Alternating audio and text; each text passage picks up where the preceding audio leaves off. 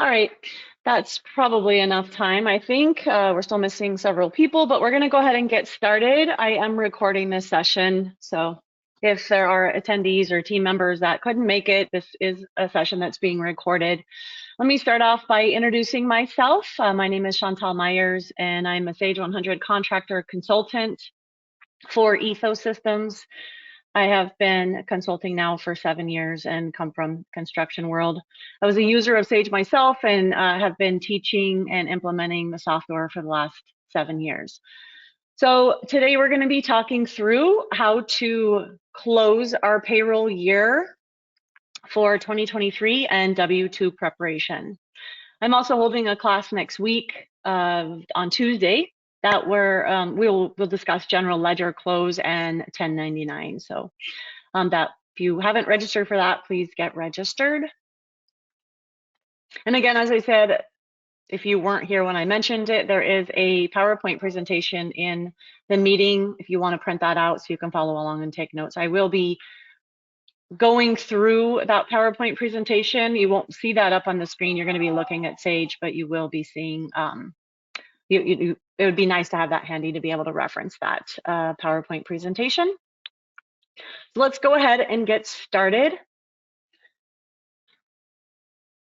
So with year-end close, there's now a few options for closing today. By the end of this class, I would like you to have some answers for yourself and your team. Number one is, when are we going to be closing or archiving? You now have two options, either to close or to archive your payroll in Sage. So when are we going to do that? What is the date? Typically, obviously, after your last payroll of 2023 and before your 2024 payroll, that is when it needs to be complete. So if you're taking a look at the calendar, most of the time, I don't know if you guys can see that, I'm assuming that you can. Most of the time, if we're running payrolls on Fridays, our last payroll of the year will be on the 29th. So before the 29th or after the 29th and before the 5th is when you're either going to have to close your payroll or archive your payroll. And within those, that period of time, you also have holidays in there. So we need to take that into consideration when deciding whether or not we're going to close payroll or we're going to archive our payroll. One thing I did not mention is I am having this class, it's 100% on me. So I will be watching the chat as we are going along, watching questions answered that are, that are asked. And so I will be kind of pausing throughout this course just to answer any questions. And it actually looks like somebody asked a question really quickly. I'm just going to pause for a moment. Is the attachment in the first email from Jen to take notes? No, the attachment is not in the first email. Actually, Jen did not send out the PowerPoint presentation. It should be in the handouts section of this meeting. There's a handouts section that you can look there if you have it, and you can print it from there. Okay, you found it. Okay, good.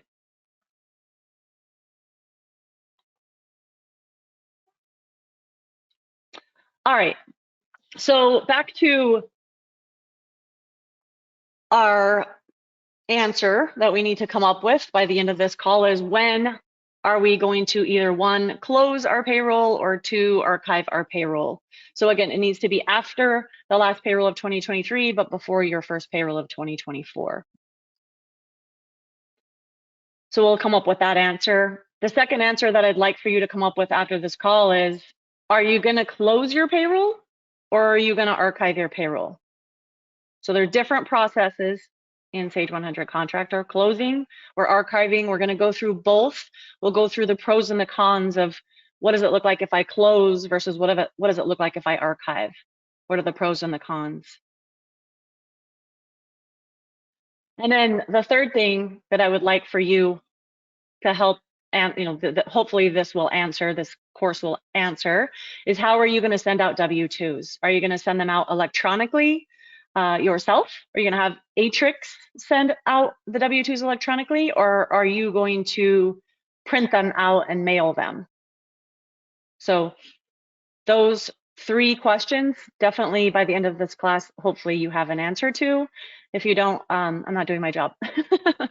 So if you need help, you need further assistance in deciding what is best for your company, every company is different, then definitely get with your Sage consultant to help guide you. Okay.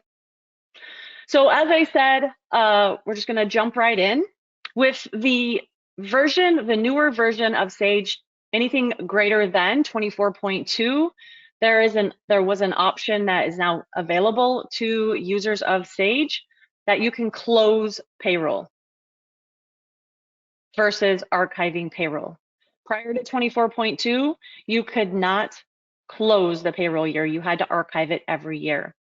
I know it rolled out last year. A lot of companies, it was new last year, so a lot of companies chose to continue to archive. Now this is, it's been vetted, if you will. A lot of companies chose to close last year. All the bugs are worked out. I don't know, I don't foresee a lot of issues if you do decide to close the payroll year. Again, we're going to talk about the pros and the cons. Is what if I do, what if I don't? So we'll be going through that process for closing, process for archiving step by step. We'll go through how to process W-2s. I am going to walk you through basic at the end how to advance to the next fiscal year if you have not done that already, to 2024. And then we'll go through any available resources that you have in case you get stuck, or that will help guide you in addition to this class and next week's class to help close the year. Okay. One thing that's very, very important for you in order to be able to manage your system, manage Sage 100 Contractor, is that you have access to the database administration tool. That is this tool that is on my screen currently. This is the database administration tool. You need access to this tool in order to archive your company. So if you're planning on archiving your payroll, you need administrative access to your server. You need access to this tool.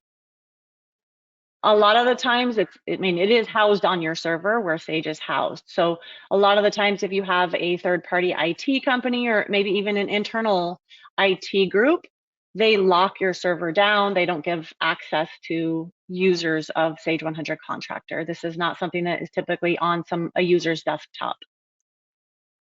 So I always recommend that you gain access to this tool, not just for archiving purposes. It's really good to have it so that you can back up your company if you needed to. If you have a problem with Sage, you need to send a backup to Sage support. You can do that utilizing this tool. You can add and create test companies if you needed to do that.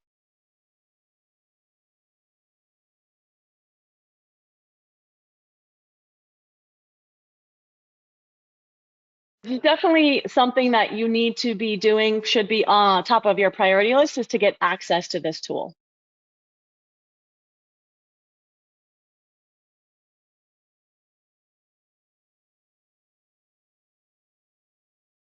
Just gonna pause for one moment. I have a question. Came in, do you base the date on the last check date or last payroll entered, even if the check date will be run in 2024? Good question. So everything related to payroll is driven by the check date. So if the data is entered, the time worked is in 2023, your check date is in 2024, that's considered the first payroll of 2024. So when we're talking about deciding when we're going to close payroll, it should be after the last paycheck date in 2023, but before the first paycheck date, check date in 2024.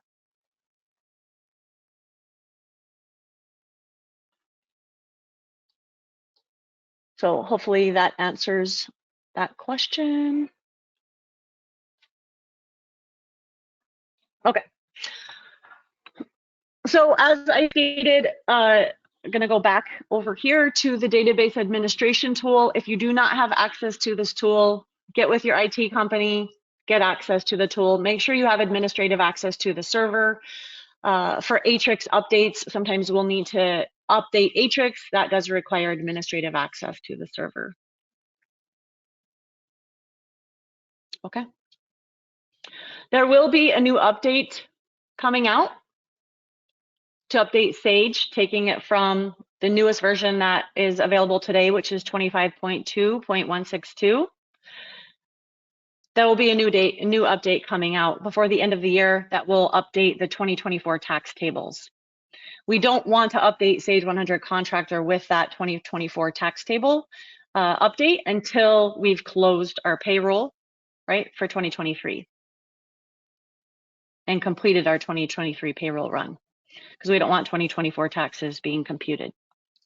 How do you know what version of Sage you're on?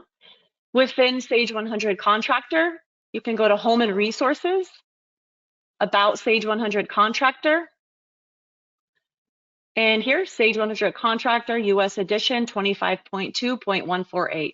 So I'm a version behind. The newest version, again, is 25.2.162 is where we're at today. That's the newest version.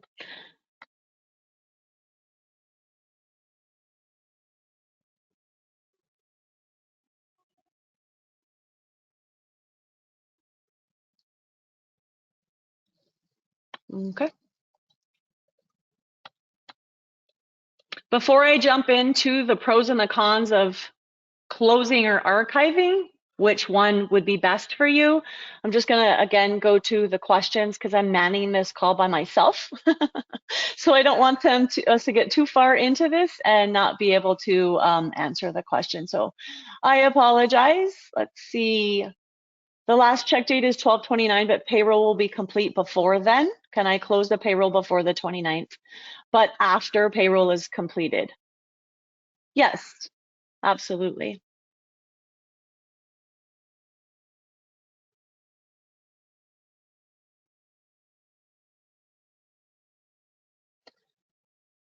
Someone, I had a question come in. Is the tax update just for payroll tax? It's actually not just a payroll tax update. That's a big component of it. But if there are any changes they're going to be making to the Sage software, that will come in with the update as well. So if you need to, which I always recommend before you update your system, to understand what changes are being made to my software, you read the release notes so that you understand what is being impacted. You can always get the release notes either in the email that Sage sends with the update or under Home and Resources, Product Documents, Release Notes. So if you read the release notes, again, Product Documents, Release Notes, if you read those, Sage will tell you, or within that document, it will tell you what part of the system or what is being updated, what is being changed, if there's new processes that Sage recommends, that will all be within that document.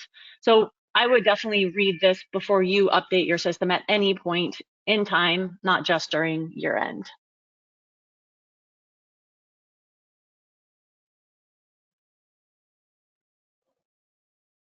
Should we update to the newest version if we're in 24.3.26?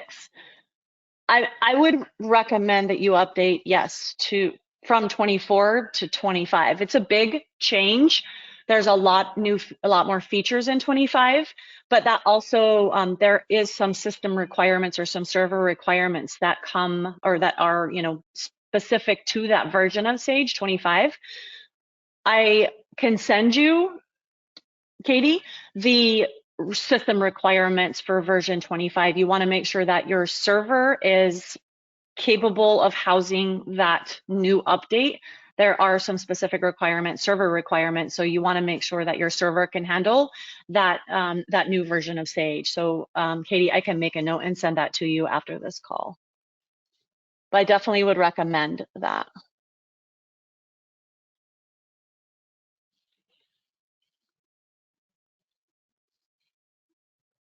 Yeah, could I touch on the timing piece again? It sounded like I mentioned an order. So as far as the timing of the payroll and the close of payroll, that's what I was referring to, whether you're going to close or archive. So really the most important thing is the paycheck date is driving When are we going to close? When are we going to archive? That would be after your last paycheck date. That's in 2023. So typically, if we're looking at a calendar, if we're paying on Fridays, our last paycheck date is the 29th. If we're processing it on the 27th, we complete payroll on the 27th because we have to submit direct deposit. The check date is the 29th. We finalize payroll on the 27th. We could close or archive payroll on the 27th. As long as we've posted, completed, ran all of our reports, I'm going to give you a checklist of things we need to complete during that close process. And then, but before, so after our last payroll of 2023, but before our first payroll of 2024.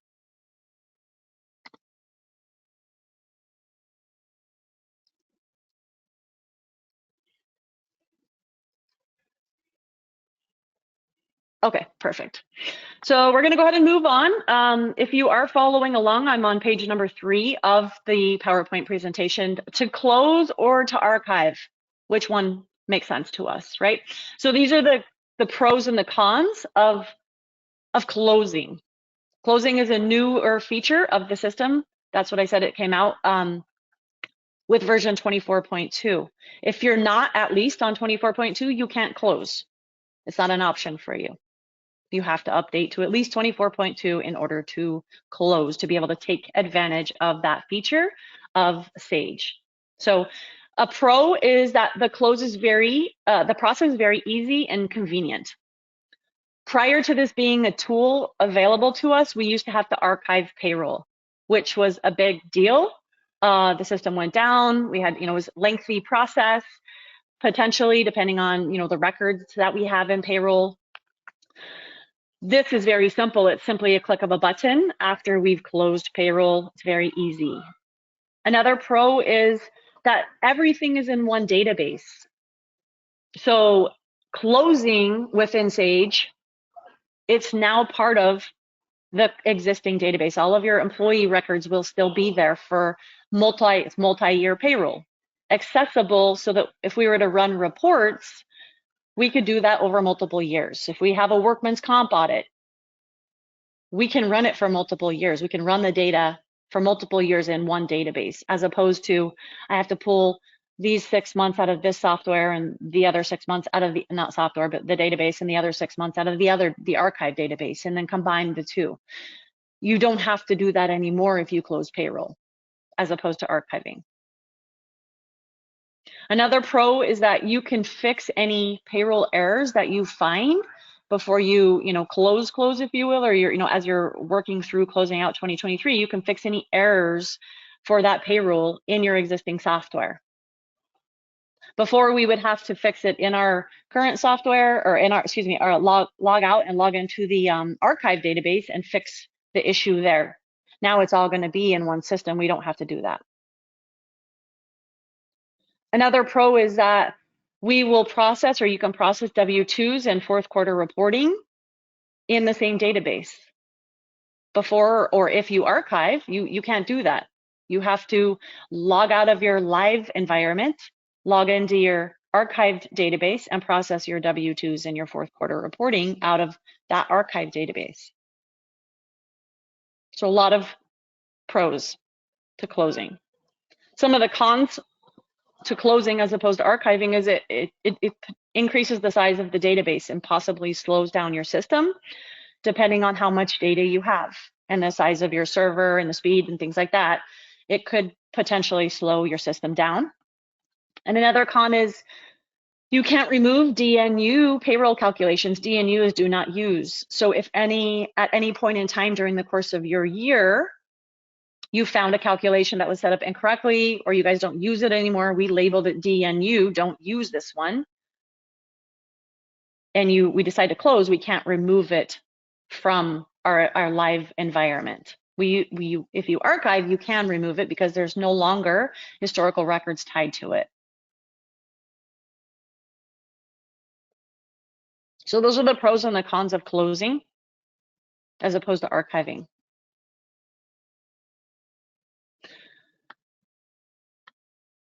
Archiving pros and cons. So if we were to archive versus closing, A pro is that all payroll records are removed from the system, from your live system, and a new database is created. For some people, want that separation. It's easy to understand. All of the reporting is available if, as far as payroll reports are concerned in a archived environment. You're limited to what you can run in your current environment if you don't archive. There's only a few reports you can run and separate years. I will show you some of them. Another pro of archiving is that you can remove and delete unwanted employee and records. So if you have employees that are no longer with your company, they're not going to be, they're not attached to, current jobs, we could remove them if we archived. If we don't archive, they're going to be stuck in our live environment until we archive. A con of archiving is that you have to log out of your live environment and log into the archive database to access those records and reports. You have to switch back and forth. Another con is that it's lengthy. It takes a lot of time, potentially, depending on the size of your database to archive. Sometimes, it's hours, a couple hours, maybe 3 or 4 hours, depending on how many payroll records you have during the course of a year. So it takes some time. If you don't have a lot of time, especially because, we have to get this done after our first payroll or our last payroll of 2023, but before our first one of 2024, and there's a holiday in there. If we don't have a lot of time to archive, maybe it's best for us that we close. And then we can archive that 2023 data at any point. So we can close just to get that first one going and to get us moving forward. And then at any point, maybe we wait until after our workman's comp audit in 2024, and then we archive 2023 payroll. You can archive at any time.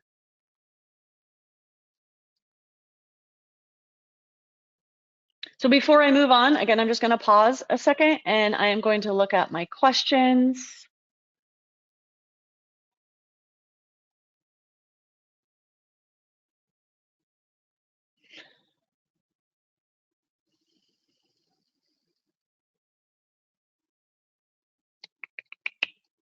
Sorry, this is not very friendly for me. Okay, let's see, here we go. John asked for the requirements. Yes, John, I will send you the requirements for version 25. Let me make myself a note of that. I'll get your email address from Jen, okay? In the past, annual bonuses were not processed differently than payroll. What should be done to be compliant with bonus payroll? So best practice, depending on when you run your bonuses, I know a lot of companies don't pay bonuses until 2024. So it just depends on when you pay bonuses, but if you want to pay them in this calendar year, 2023, it's always best practice in the payroll module.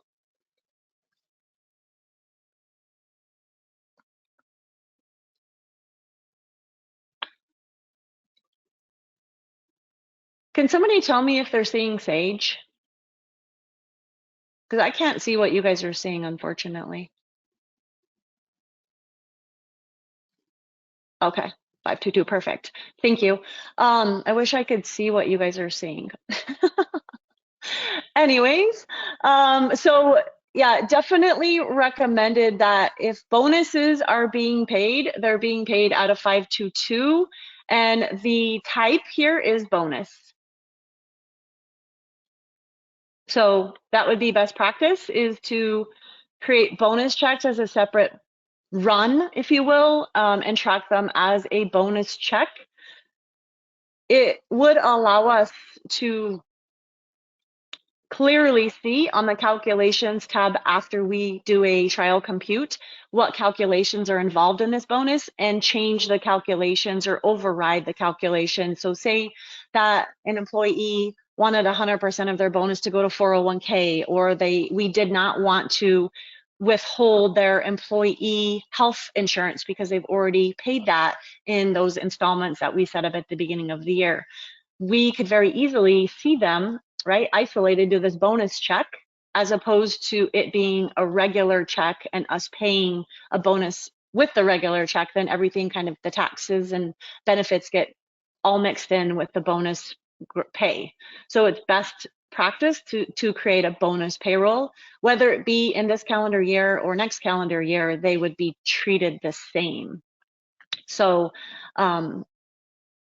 if that answers your question, let me see again what the question was. In the past, bonuses were not processed differently than payroll. What should be done to be compliant? So I would definitely keep them separate, is my recommendation. Separate meaning I'm creating a bonus check. It's also better for reporting. I can run, give me all my payroll type of 2. And I'm getting a report from my bonus checks.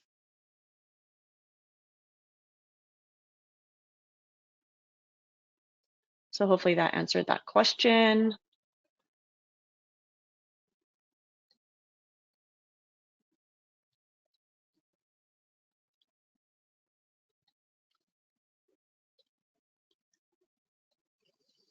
I don't know, this question window is so tiny I can barely see, so I'm doing my best. I'm so sorry. I don't know how to make it bigger. Okay, I'm getting down further. I wanted to keep payroll available for 2022, so closed it, but now I want to archive it. Can you archive it anytime? Yes, absolutely. If you kept 2022 open last year, or you closed it, excuse me, you didn't archive it, you can archive it right now. You can archive it whenever you want.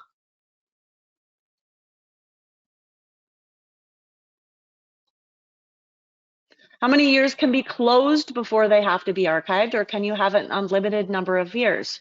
So you can have an unlimited number of years. Definitely not recommended.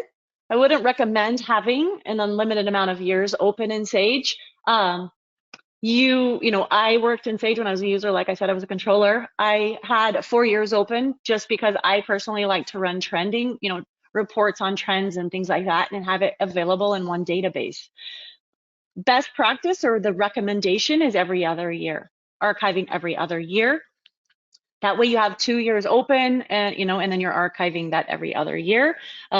So you have 2 always available in your company. That's best practice. And some companies can't do that because of the size of their database. So it's not even, it's just too big, they can't do that. But if you have the available space and your system doesn't seem to be sluggish, then you can have as many years open as you'd like. Definitely, like I said, best practice though is every other year. There's really no need to have more than a couple years open. Like I said, I had 4, probably wasn't necessary. Also, if you are running reports, in the general ledger, you're running any type of reports, the more years you have open here or in your system, you're going to have to scroll through all of those years that are available. So once you start archiving, that's on the general ledger side, you don't have to scroll through so many years. So if you're wondering, why do I still see 2020 or whatever, it's because you haven't archived those years yet.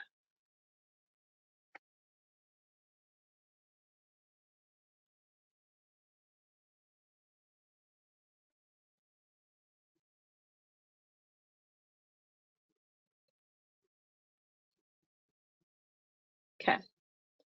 Quick question, plus the bonus check, so the net equals what we want to give them.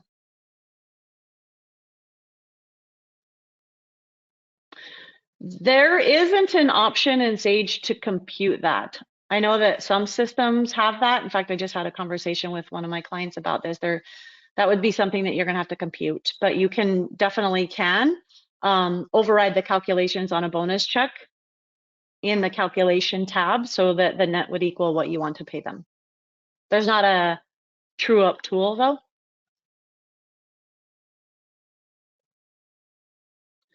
John, perfect. That's all I'm showing right now is my my Sage screen. So.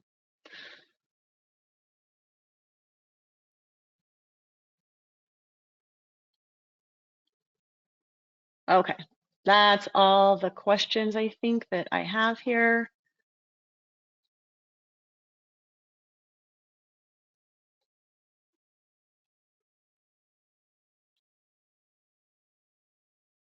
Okay.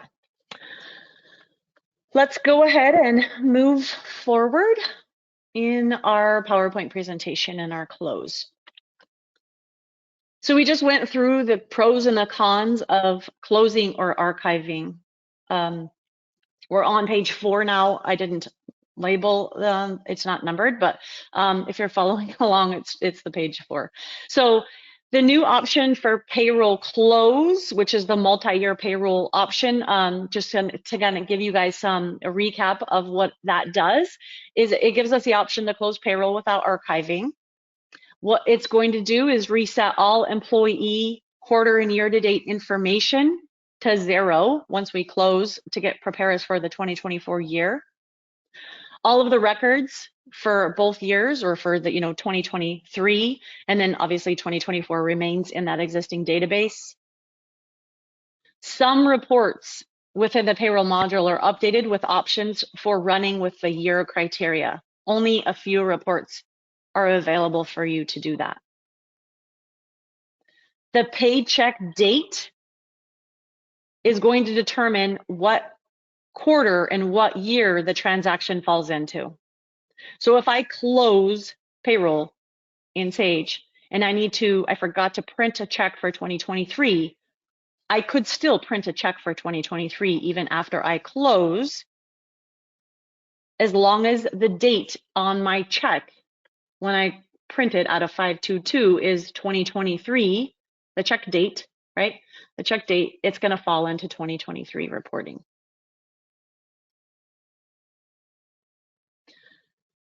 So you can add, edit, and void payroll records in a closed year immediately preceding your current year's payroll.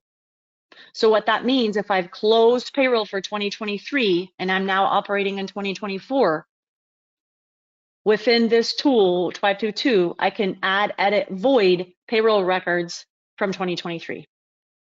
As long as the check date is 2023 and my period is 2023, I can do that if I need to.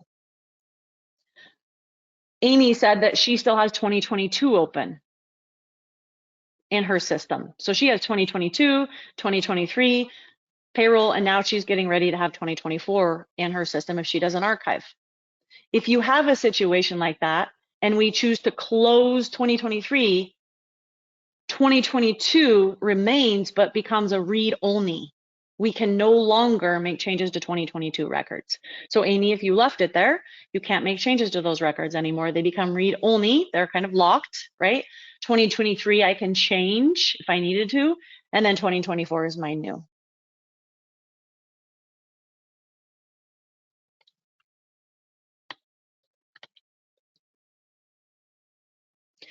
So what do I need to do to prepare to close? If I'm going to be closing, if we decide to close as opposed to archive, what do we do? The processes in both of them are very much the same as far as, making sure that all of our ducks are in a row, if you will, for closing out a payroll year. So you want to make sure to do the best that we can. All of our payroll is complete, entered, computed, posted for that calendar year before we close. So that timing of it is pretty important. Yes, we can add, void, change, right? We can still do that, but we don't, it's not best practice.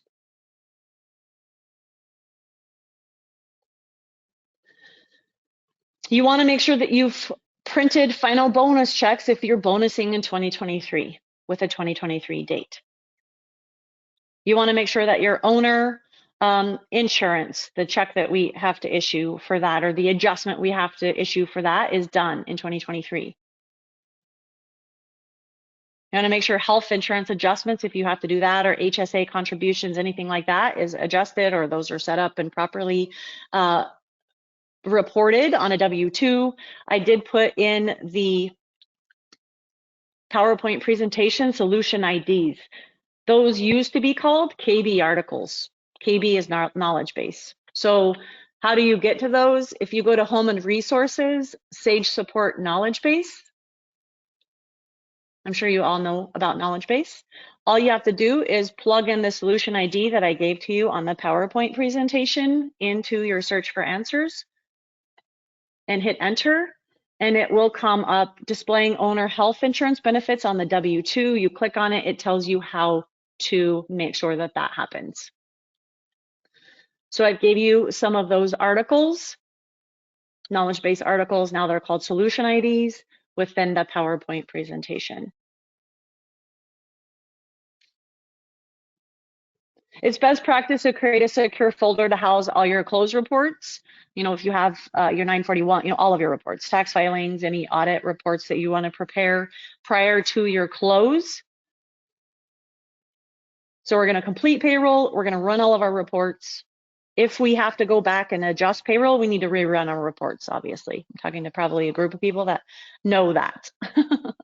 But just want to make sure that our reports that we run prior to clicking the close button are complete.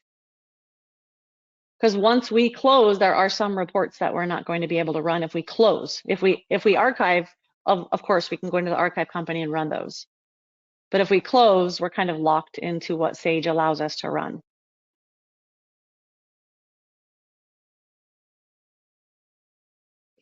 Then we need to decide if you're going to be e-filing with Atrix. Again, like I said, for W-2s, I gave you the link to register to e-file with Atrix in my PowerPoint presentation. If not, you want to order your forms if you guys are going to be printing your own W-2s. Again, it's a solution ID. You plug it into knowledge base. That is the solution ID. Tax forms and e-filings. There's also frequently asked questions here. How do I know Atrix has received my W-2s? You know, is there a filing fee? What if I lose my W-2s? There's a lot of good information here for you guys to help you with any questions you may have, especially if you have Atrix. But the bottom one, number 10, what forms will I need if I'm going to print them out? So what forms, this is for W-2s and 1099s if you're going to do it yourself.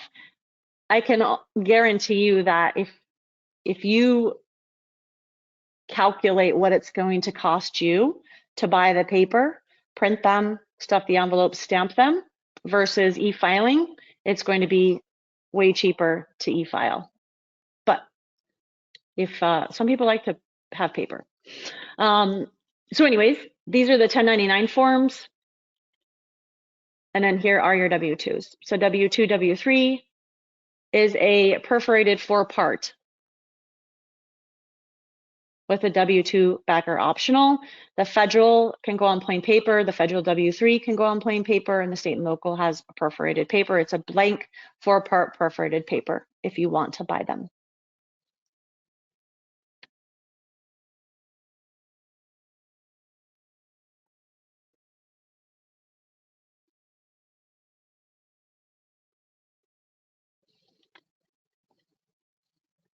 Okay.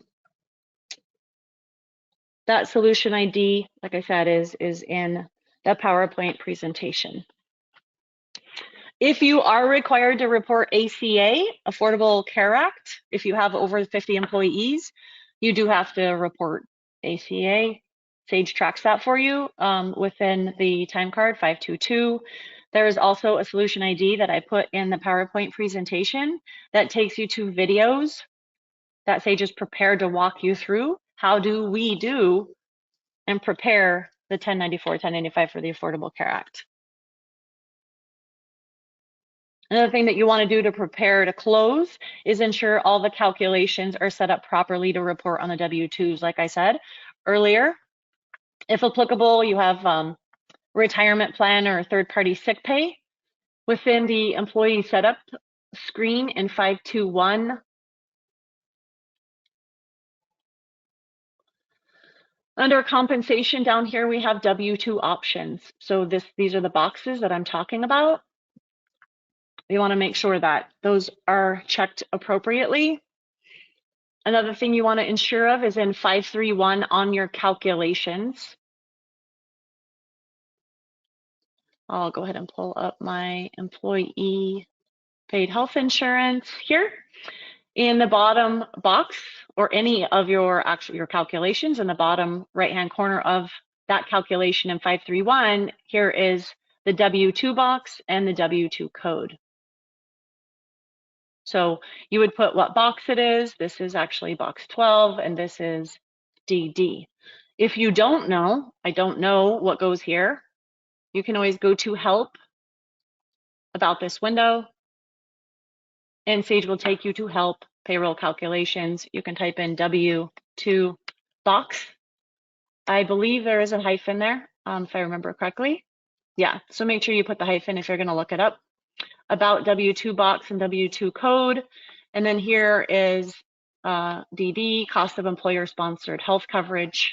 You can look at the other ones here if you need to report on the W-2s.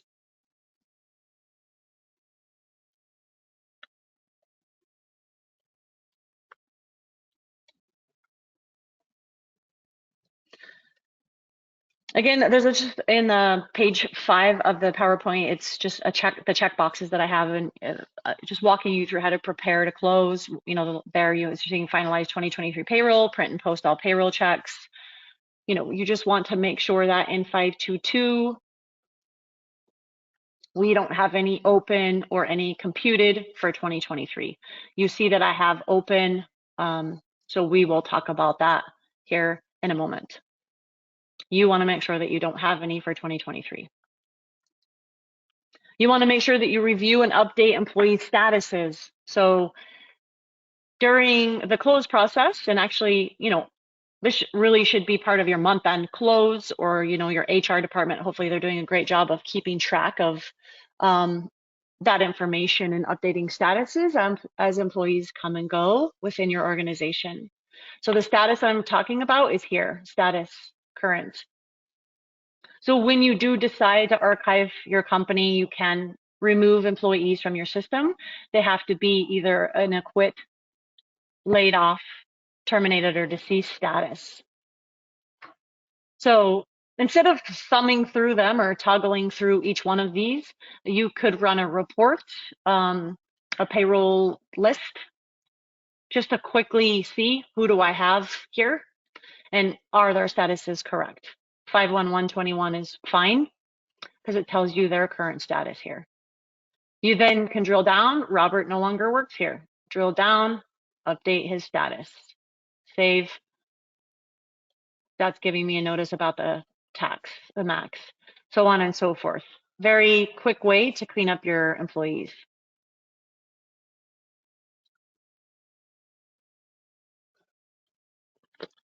Another step in the preparation is you want to make sure that your employee or your company information here in 7.1 is correct.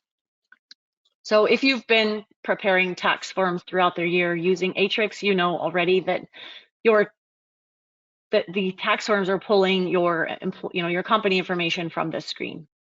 So you want to make sure that this is correct. If you have moved recently, make sure that your address is correct, things like that. Just double check, make sure that that looks good in 7.1.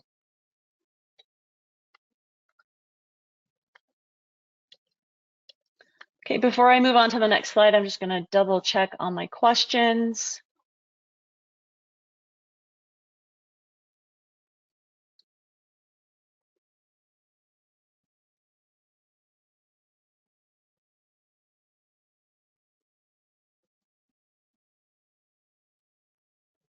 Gosh, I really want to make this bigger.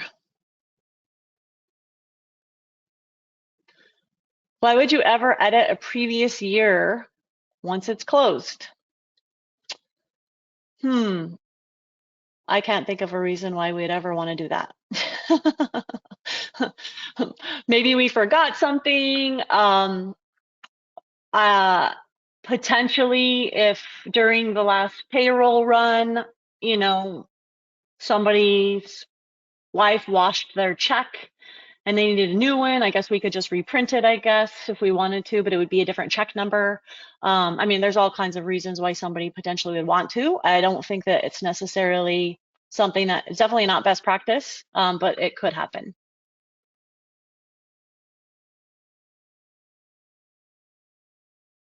We use Atrix and have electronic consent. However, when I tried to process last year, the emails would not go out to employees. Did anyone else have this problem? With that said, Atrix is great. I don't know what error you were getting. I could help troubleshoot that, Tammy. If you want to send me what error you received, but I did not hear from any on my client base that there was an issue emailing them out.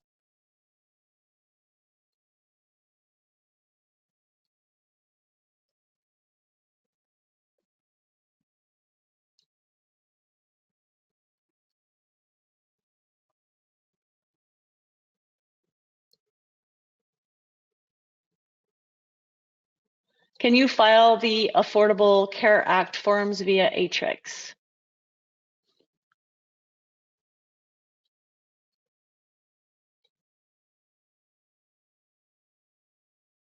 Here. They're here. So yes. You might want to check with your agent or your third-party administrator on the Affordable Care Act. I know that a lot of my clients thought that they had to do it themselves and file. Come to find out they didn't have to do that, that was something that was being done for them and handled by the third-party administrator. So you might want to check with them first. I know sometimes they will do that for you.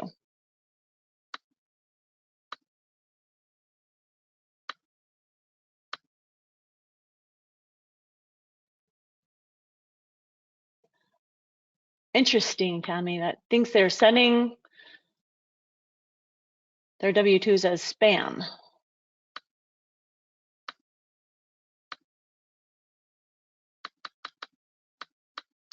Some people think it is spam. So it has to do with paying taxes, so. Okay.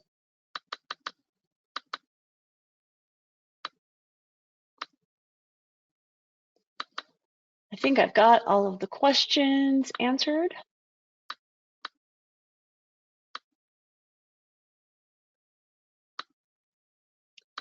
This is not a very friendly little question thing here. The box is like super small. All right, so moving on, we are actually going to run through our payroll close process here within my test company. So I am going to close the payroll. I've already gone through, and what I think that I've done is closed. I've ran my last payrolls of the year. I'm getting ready to close. I will want to run a payroll audit. So 537 payroll audit. And if this is not already part of your team's process, whoever does payroll, after every payroll, it should be. I would definitely add that to their list of things to do. In fact, if they're using this workflow, just super easy, click there and drag and drop it onto their flow and then save. Now they know this is their flow, this is everything they should be doing, and payroll audit is one of the things I should be doing after every payroll. The reason why we want to do that is we want to catch things, issues right away after every payroll, instead of waiting to do this at the end of the year where we potentially could have many, many issues. So closing the payroll, closing it versus archiving it, you can actually close it with uncomputed and unposted payroll. There is nothing going to stop you. Sage will not stop you and say, hey, wait. You have unposted payroll. It's going to let you close it. It'll still let you do it. Archiving would not let you do it. Closing will let you do it. So again, this should be done all the time after every payroll, weekly, biweekly, whatever it is. Click audit. It's going to go through an audit. You don't have to be an administrator, or I guess you have to have access to payroll to do it, but you don't have to be in exclusively or anything like that. Notice I have no audit errors found, but I have 24 uncomputed records. It will also tell you if there are unposted records. It tells you if there's a quarter number check date mismatch. So the check date in Sage, it's what's driving what quarter it goes into, right? If there was a mismatch between the check date and the quarters, this will tell you there's an issue. And then we don't have any checks in the future year. Do I want to view the audit report? I can. If I wanted to view it to the screen, I could look at it on the screen. I could see the record numbers that have issues. These are all uncomputed. It's nice when it gives us the record number, because if I only had a few, I could easily just go to Sage and to 522 and pull up our record number. This to me is I have a payroll that's unprocessed. So I'm going to go to 522 and use my gray display lookup window. And remember, I said I shouldn't have anything in open or computed for 2023 because I'm closing the year. And it looks like I have June 30th still in open.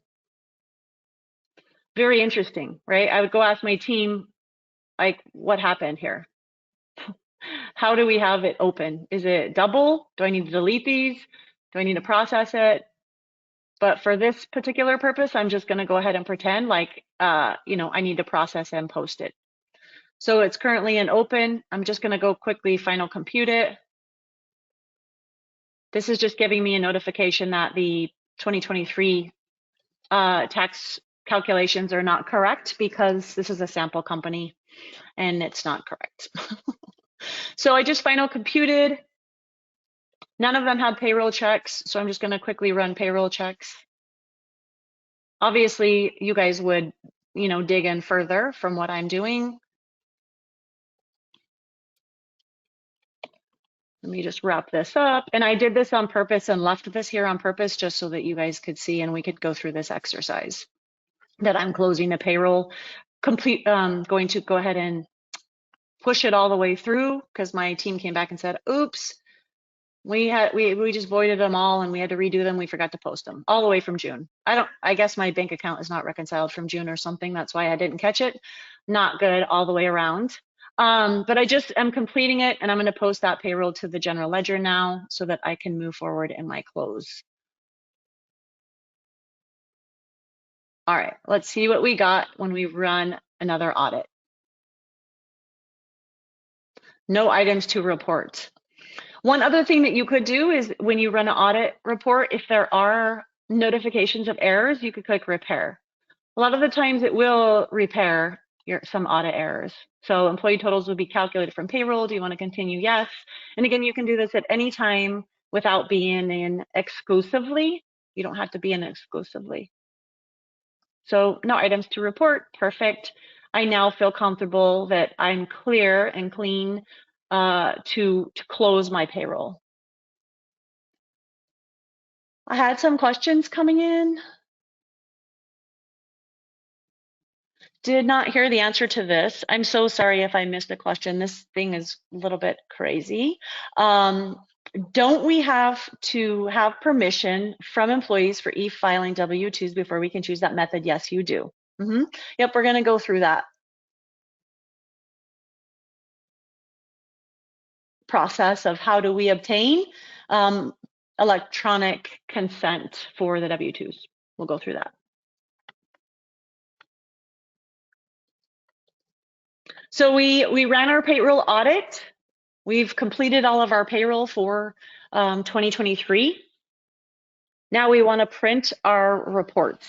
On page 6 of the PowerPoint presentation, I did give you some quarterly reports that you should be running to tie out to each other and to the W-2s. I'm not going to go through that today, but definitely run those reports, save them to your folders, that secure folder that I was talking about earlier.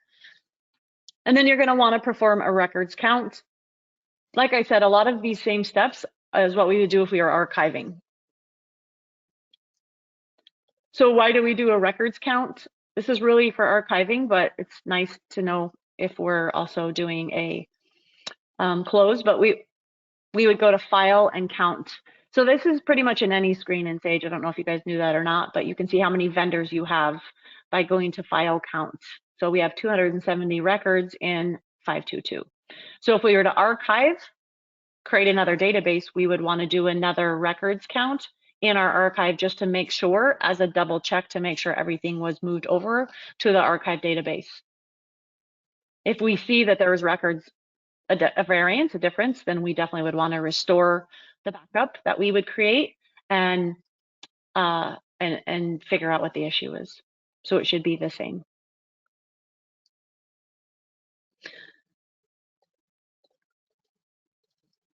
So when I'm moving on to page 7 to actually do the close. We're kind of just been in preparation phase right now, preparing to close, making sure that everything is clean. Once we're done and we run our final audit, we want to back up the company, which is using the database administration tool. This is a database administration tool. You will need to back up your company. So you'll go into the database administration tool, tune up, backup, restore, backup companies, choose the company you're going to back up and click create backup. Backups are placed in a temporary folder for 30 days. These are on-demand backups. The backup folder where it is housed is here. I wouldn't change it. It's Sage 100 Con backup on demand folder, and you just click backup. So if something happens during our close process or we see an error, an issue, we can very easily restore the backup. Down here in the green area, it's telling us when it was running. Now it's saying it's complete. I would not close my company or archive my company, most definitely, without backing up.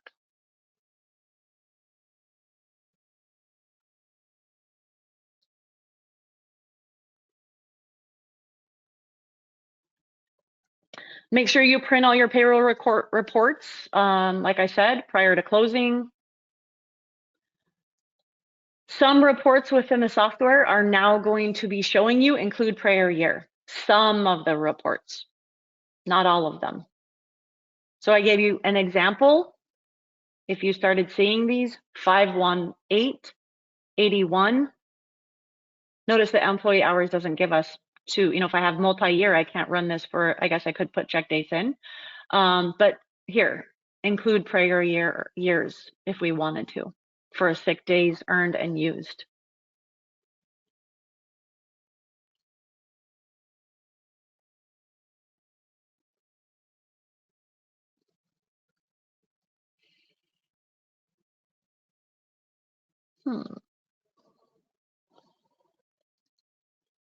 Okay. So now I'm ready to close. You do not need exclusive access to close. You do not need exclusive access. That's another benefit. You don't need to kick everybody out. Just continue on. So 538, close payroll year.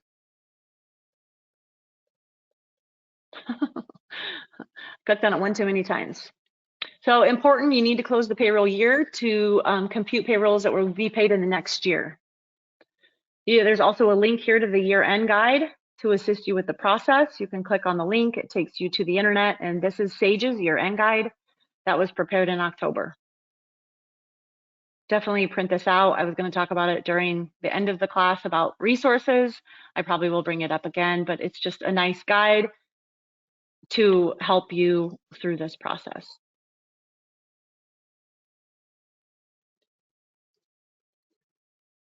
So once you're ready, you just click close payroll. You're about to close the payroll. Do you want to continue? Yes.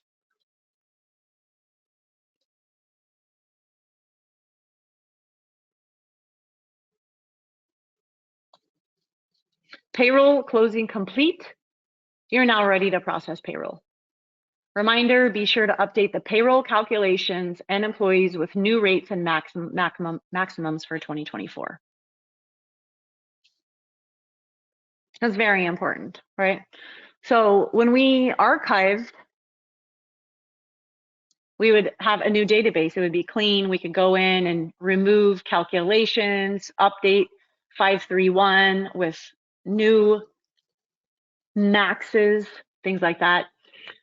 That would be in our live environment. We're going to do that, continue to do that in our live environment. We're going to do the same thing. We just have to remember that if we do decide to cut another check for 2023, our payroll calculations are now 2024,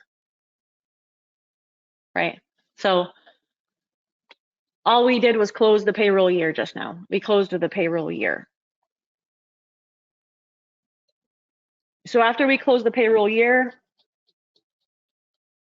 before you process your 2024 payroll, you're going to want to update Sage to the new version.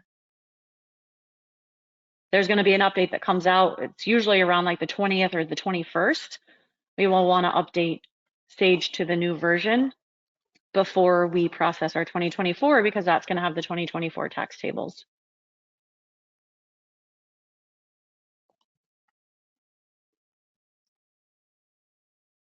So what we did, if I go into any employees now, because I've closed, I can pull up the calculation tab on any employees and notice that my quarters are empty. We're ready to begin 2024. If I click on earnings, everything is reset to 0. If I click on payroll, I can see 2023. This is a benefit. This is good. I like to see 2023 because now I'm going to start seeing 2024. If I archived, I would not see this data. It's going to be in an archive database.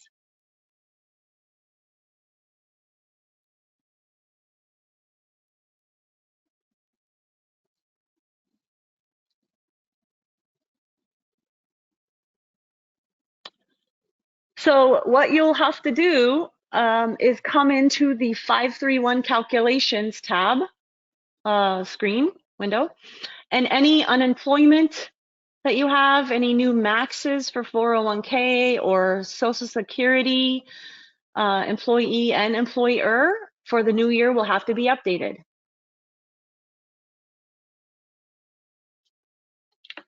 So what is our 2024? I didn't even look that up before this class. 2024 Social Security max is 168,600. So we would put 168,600, and then we're going to go to options, update employees, update max only, and all employees with this calculation. So what this does is push out that new max to everybody that is in our system, all employees with this calculation. This is telling me I'm in the tax year of 2023, but it's not going to tell you guys that because you're going to be updating Sage to do the new version. So we update, 67 employees have been updated, and I've just pushed that max, that new max for 2024 out to everybody, all of my people. If I have, 401k maxes, I can update those and push those out. Why doesn't Sage do that for us? Why doesn't Sage update the Social Security max? Why doesn't Sage update my 401k max? Since it's published, we all know what it is. That's because not everybody in the Sage world uses the same payroll calculation for Social Security. Some people don't use number 1 for employee Social Security. They might use 10. So if Sage is going to push it out, how will Sage know what calculation it is to update? Right, so it can't do it for us. We have to do that. That's something that we are going to have to maintain. I put a link to the IRS's website in a PowerPoint presentation where you can go check the maximums, or you can just Google it. It will show you. Another thing that you're going to have to do is any employees that had, if you guys, maintain in Sage your sick available and vacation available, you're going to have to adjust those accruals if your leftovers don't carry over. So this was what was vacation available for Robert. It's a carry forward. If we roll to 0 every year, it's a use it or lose it type of scenario for our company. We have to adjust it to 0. Or if we allow them to use it and carry it forward, and then they get an additional 40, then we should adjust it that it's now 100. Or, we leave it 60 and we have our accrual set up. It's different for every company, so I'm just going through each scenario. That this accrual is already set up to do 1 per hour. So we could leave it 60, that was remaining from 2023, and we have our accrual going, that will accrue it throughout the year. for every hour that Robert works. So just depending on, Sage is not going to adjust those for you. You're going to have to do that yourself. Another thing that Sage does not do, or you will have to do during this process of year-end close for payroll purposes, is if an employee had a garnishment, this one, Dave Jones, has a child support garnishment of $100 per week. $100 per week with a max of $2,500. When we got the garnishment a couple years ago, it said $2,500. He's only worked with us for a bit. So, last year he worked with us, so I can subtract whatever the amount was here. I don't want to say last year. Part of last year he worked with us. So the $2,500 is the max of the garnishment. Sage is not going to adjust what he paid last year. We will have to adjust the max beginning this year. So now instead of $2,500, last year he paid $1,000, so now he only owes $1,500. Sage does not adjust those for us. We have to do that ourselves. So if there's any maxes for any wage garnishments, those have to be adjusted manually.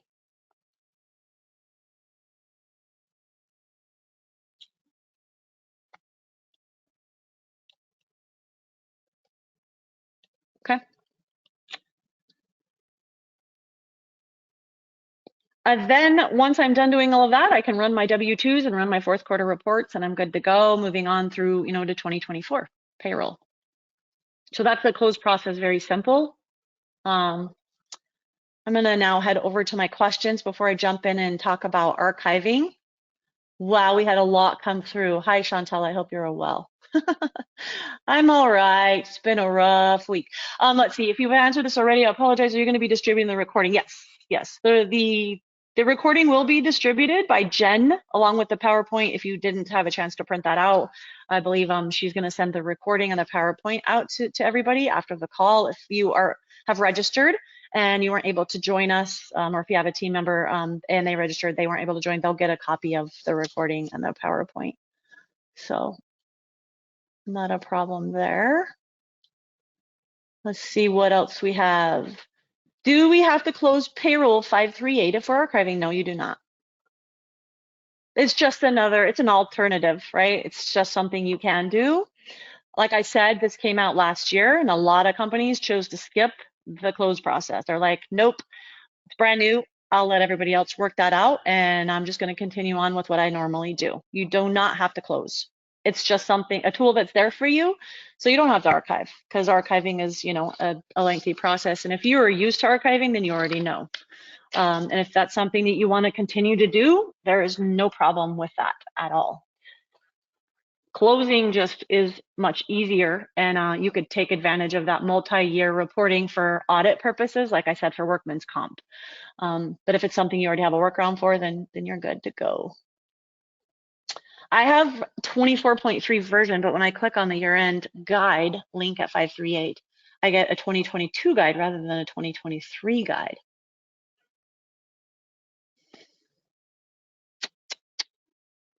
I would say when you go to, who is asking this question? Prudence. When you go to Home and Resources and About Sage 100 Contractor, what payroll tax filing release are you on? Does it say 2023 or does it say 2022? I'm not sure what's driving that, but I'm going to give you another resource, Prudence, for that year-end guide at the end of this call. So you don't have to click on that link. I'm going to give you the direct link, if you will, to be able to print out the 2023 year-end guide. There. So you should be getting, and I would definitely recommend to you guys that you upgrade your system, but again, make sure that you're on the newest version of Sage, version 25.2.162, but that does have very specific server requirements. If you don't meet the server requirements, you do not want to upgrade your system. You want to make sure the server meets the minimum requirements. I have had an instance where we got stuck and we couldn't even use Sage because it was not meeting minimum.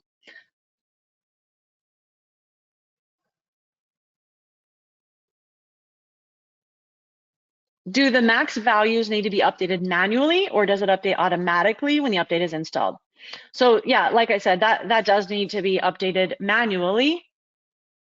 So any of the max values in the payroll calculations for Social Security, 401k, these here have to be updated manually because Sage has no idea what calculation number you are using for employee Social Security.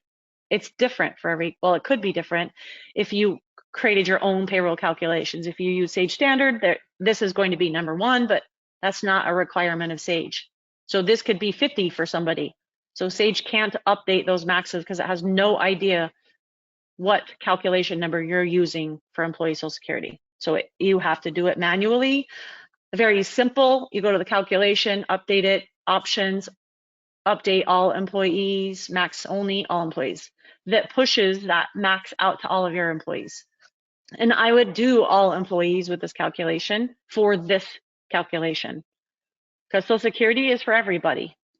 Even if they're terminated, if you do hire them back, you're going to want them to have the max, right? So you don't necessarily have to do current employees, and that's something that you want to do. I'm fine with that too. You just have to remember if you do hire them back, you'll need to update their max manually. You do have to be careful in pushing out calculations to all employees. For instance, if I have a 401k and I update my max to whatever it is this year, options, update employees. If I go to update all employees, every single employee now has employee 401k when they might not be a plan participant. I probably don't want the employee 401k calculation on their record if they don't participate in the plan, right?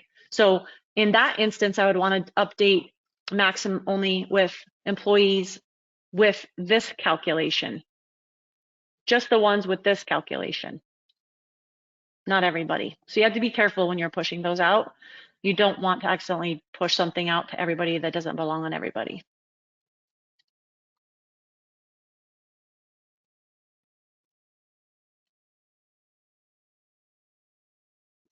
I just deleted one. I don't know who it's from.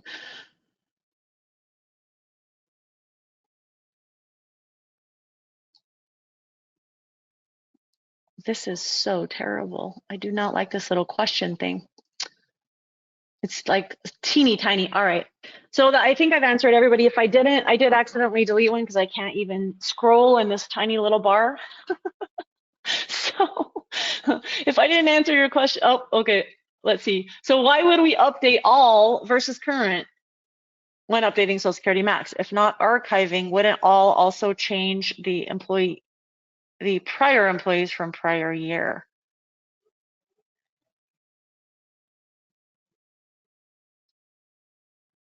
Yes, you would want to update all versus current, because if you have an employee who's terminated in 2023 and they would have the old rate on them, and then they come back in 2024 and you pay them, their max is going to be the old max if you don't update all. It's going to, unless you want to manually update them, you can. Right? So if you wanted to update just current employees, current means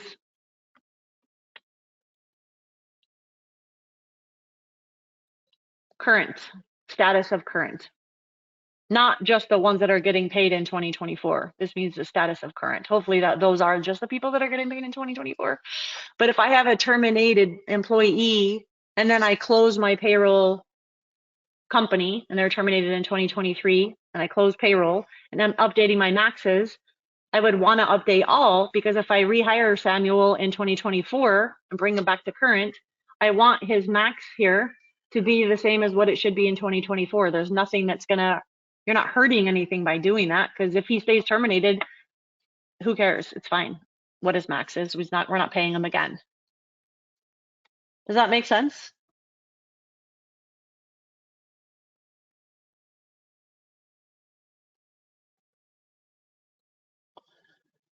We will have to adjust the advance balances.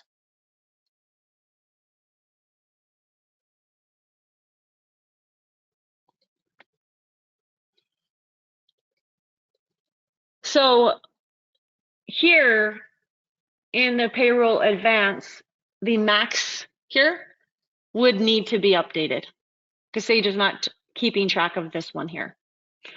What Sage will keep track of is this one here.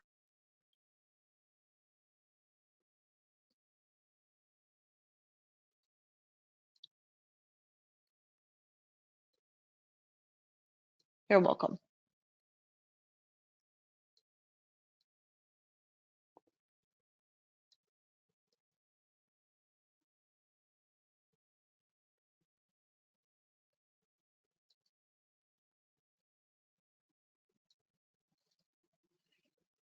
Okay. I think that's all. That's all there before we move on. So I'm going to move on to archiving. Does anybody have any questions about closing before I move on, or did I answer everything there?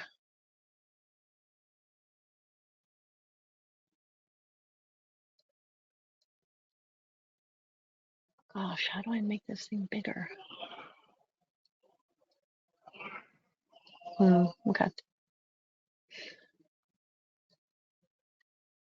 All right, let's move on. So we've gone through the whole entire process of closing the payroll. We literally would just continue moving forward. Oh, one more thing I did want to show you. To know that you've done the close properly is in 522, using the gray display lookup window. I'm looking up new records using the gray display lookup window. I want to see all my records. Notice I have all statuses: open, computed, posted, reverse, void. There's nothing here. Nothing is there. This is now going to show up on my screen. View by current year. I want to see all my payroll records just for this year, 2024, because now I've advanced to 2024. I closed 2023. I can toggle it to all to see now 2023. If I wanted to see 2023, I could see that. So if I did everything right and closed the year, then this should be blank before I start processing 2024.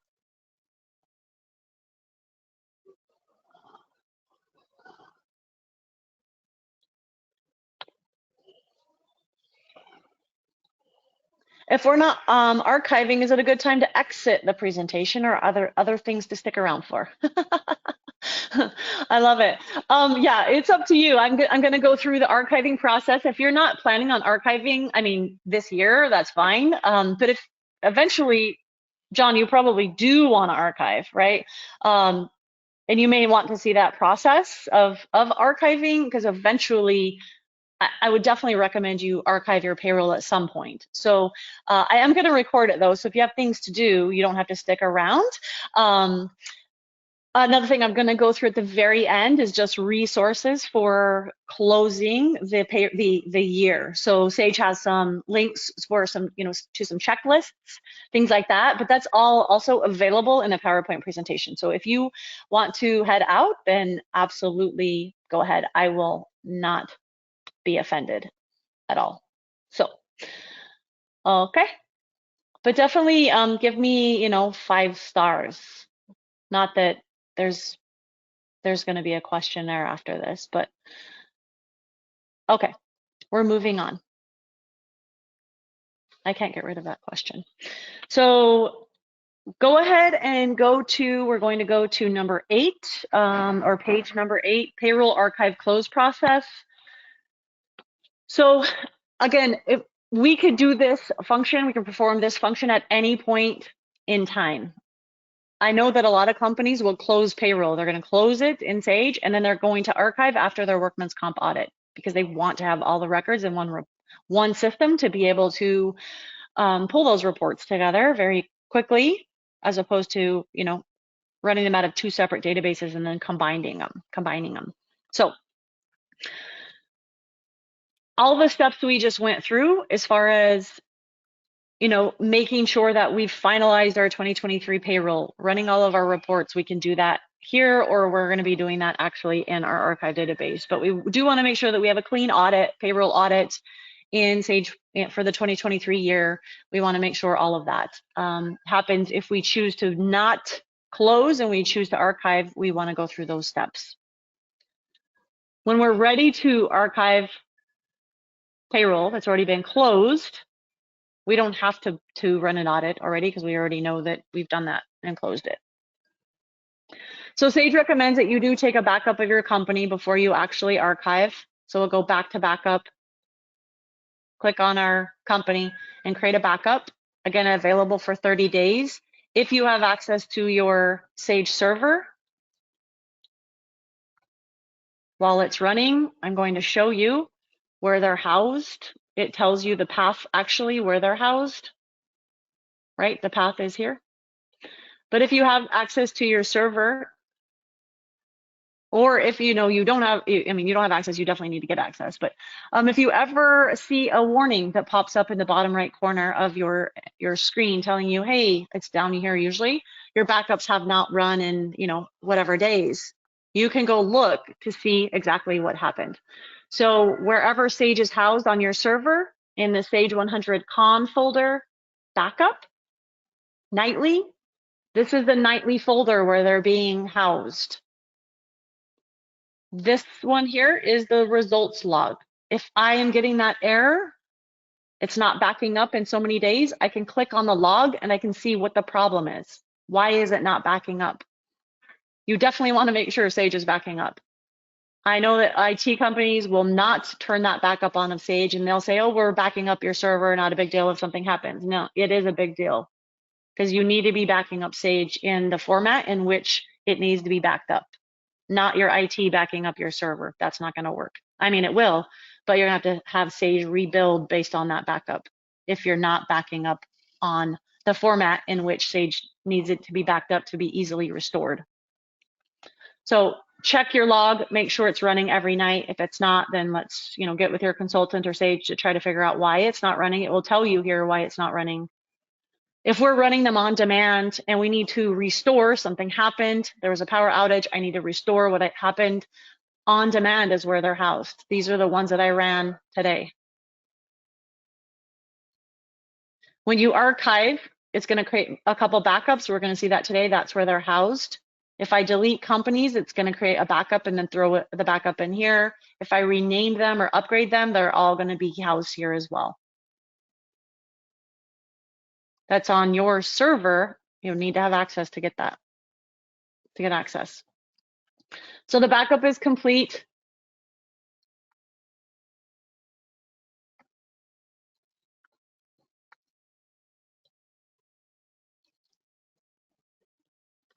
Within this tool is where we archive our payroll. So archive company data, archive oldest payroll year. Here's also another link to the year-end guide. Click on it to get your 2023 year-end guide. Select the company to archive. This says use this option to remove payroll data for 2023 calendar year from the books and place it in archive company. Enter the name of the payroll archive. This is where you're going to enter the name. I would definitely recommend that you keep it consistent year over year. When you look at your list, your company list in your archives, you want them to be able to be to differentiate between payroll and GL. So maybe you want to throw PR versus GL in there when you decide to archive your general ledger. If you put the year in the front, they're going to be in your order, which is great. Very easy to see. Just be organized with it. So this is our 2023 payroll year archive. Here's where you have an opportunity to remove those employees with these statuses. These are defaulted to be checked, terminated and deceased. I could uncheck them if I wanted to. I could also say, let me pick on each time I'm able to remove somebody, let me tell the system whether or not I want them removed, depending on who they are. And then you do need exclusive access to run this process, so nobody can be in your system. Like I said, depending on the size of your database, it may take some time. So we're going to click Create Archive. Payroll records will be moved to a new database and deleted from 2023. That word deleted always scares me, but we've taken a backup. So if anything goes wrong, we can restore. Do we want to continue? Yes. And guess what? Shantal is in the system. So it'll tell you if somebody's in the system. I can terminate connections, or I can simply just go close Sage down and cancel, and I can try this again. 2023 payroll year archive. Create archive. Okay, while that's running, I'm going to see if I have any questions.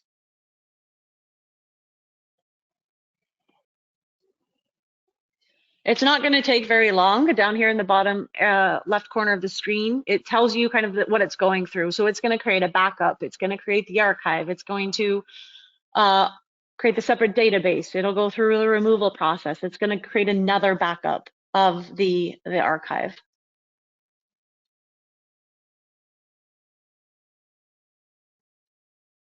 John, one other thing I forgot to mention, if you didn't leave, maybe he did leave, but I'm also going to go through the W-2 process. So if he left, he'll get the recording. Oh, still here. All right. So I'm also going to talk through how do we, print W-2s or the electronic consent. Kind of unrelated, but related. When the database admin screen showed that you were in the screen, is there a way to cherry pick to close certain users? Well, yeah, I mean, I could have clicked. Yeah, I think you can click on the user. I'm gonna have to test that for you and email you back because I can't not remember now because it's a very rare occasion that I don't work live in a company. Oh, so John piped in for me. Thank you, John. It says it removes all users. So I thought that you could click on a user and terminate their access. But there definitely is a way that you can cherry pick people. If you have access to the server, right? You just go to Task Manager and you click on users and you end their session for that user through the Task Manager and on the server. Then it's just going to kick them out of, they're going to end everything they're doing. But through the Sage tool, I will test it because I believe you, John. I thought that I could click on a name and terminate that connection. So it's still backing up the payroll archive process. Still running.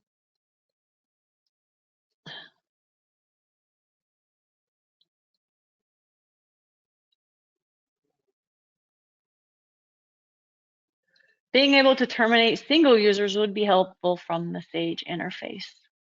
I completely agree.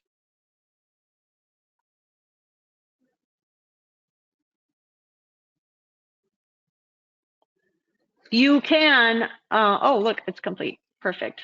Payroll archiving complete. 1 employee removed.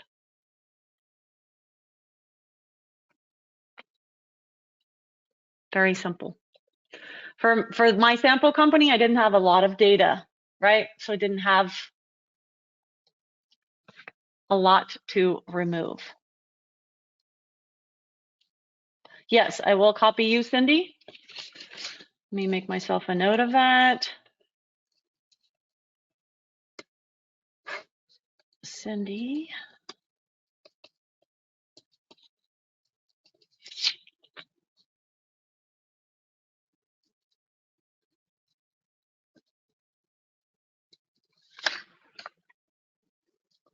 While we're waiting, yes, yeah. So you just go to Task Manager. Somebody asked, while you're waiting, could you show us the Task Manager? Task Manager, more details, users, pick the user, that's me, but you would see your users and you'd click disconnect. Or if you're on Sage, I closed Sage, but pretend, I don't know, that was Sage, you'd click end task and it's gonna end the task. And the task for that user, because I'm on that user under users. So you could pick that person, quote unquote cherry pick, if you will, using Task Manager, not necessarily Sage. And note, they're Sage, if they're in a window, and they're creating a, I don't know, let's say an estimate, a takeoff. If they don't have the auto save feature on, because you can do that in a takeoff, it's going to close it and not save it. There's not a lot of other screens where we're putting a lot of data in the system. I don't think, to where if we close something down that somebody was going to lose a bunch of data, like if we had Excel or something open where we're having these massive workbooks. But because usually we're just doing something very quickly in Sage. But it's, you know, best practice within your organization anyways to tell the users, and we can probably say it until we're blue in the face, that when you leave your desk for lunch or for the day, please close out of Sage. Some of our companies have a limited number of licenses, and so we need all the help we can get when it comes to that. And it's just, we should shut it down anyways for security purposes. But that's how you would do that.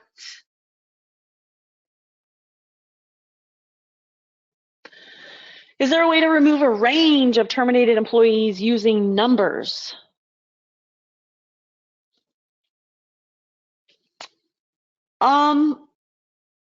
There is not. There is a way for us to do that with a data fix. Yes, we could have somebody go in the back door and remove your range of employees behind the scenes. Nothing that a user could do themselves. No problem.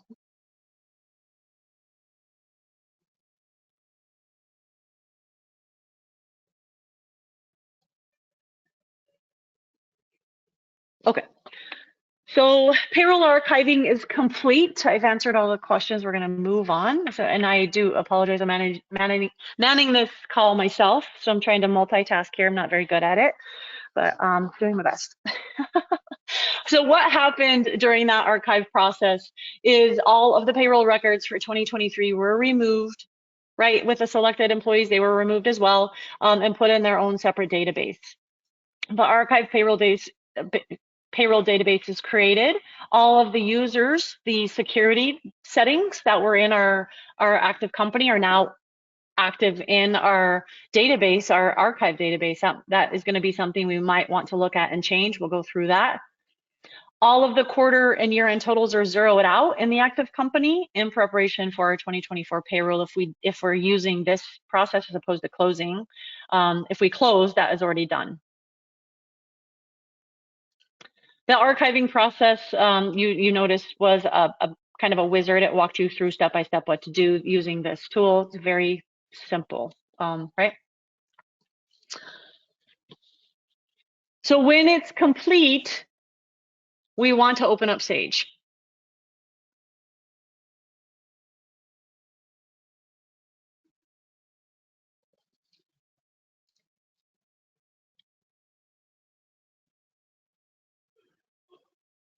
So we have our active company here, and I should see my archive here.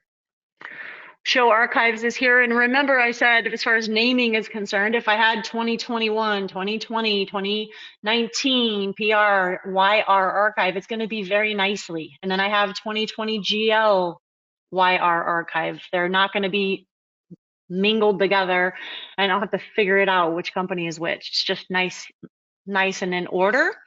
If you already have a mess and you have access to this tool, you can always rename companies. So I could rename it if I don't like it. I want to reorganize things. I want to fix it so it looks good and I can understand things. It's not a mess. You can rename companies, rename company, and just pick the company you want to name, and then you rename it and click rename. Very simple. So you want to open up the company to see the archive database. This reminder will pop up. This is not an active company. The red desktop background tells you that you are in a company archive, right? Saying you are archived. You're in an archive database. The background will be red, just kind of, hey, a flag. You are in a payroll archive company. The reason why it keeps doing that is we shouldn't be changing anything in this company database. So it's going to keep reminding us, hey, reminder, you're here, reminder, you're here, right? This is where we would do 522 records counts. Again, we're seeing a reminder. If I want to turn it off, I can. Turn off, well, I'm in this archive. File count. My record I wrote down was 270. I still have 270. Perfect. Everything moved over. Run your reports. I had you run prior to archiving in the list of things to do, a totals report. I'd run the totals report again per the instructions in the PowerPoint and just make sure they match, make sure that all the values were moved over and there were no issues. I've been doing this many years, like 17, where I'm still helping people archive, and I did it myself for 10 years. I've never seen a discrepancy, but I can't say that there will never be a discrepancy. So it's better to be safe and double check it to make sure that everything looks good.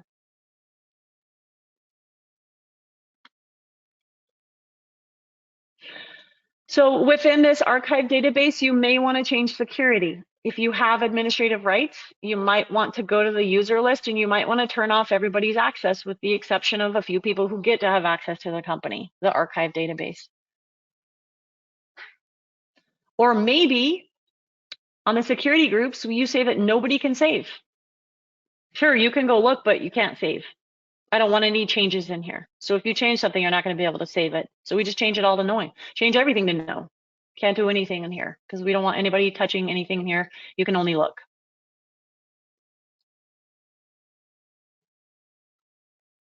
If you chose to archive as opposed to close, this is where you're going to produce your W-2s. It's also where you're going to do your fourth quarter reporting.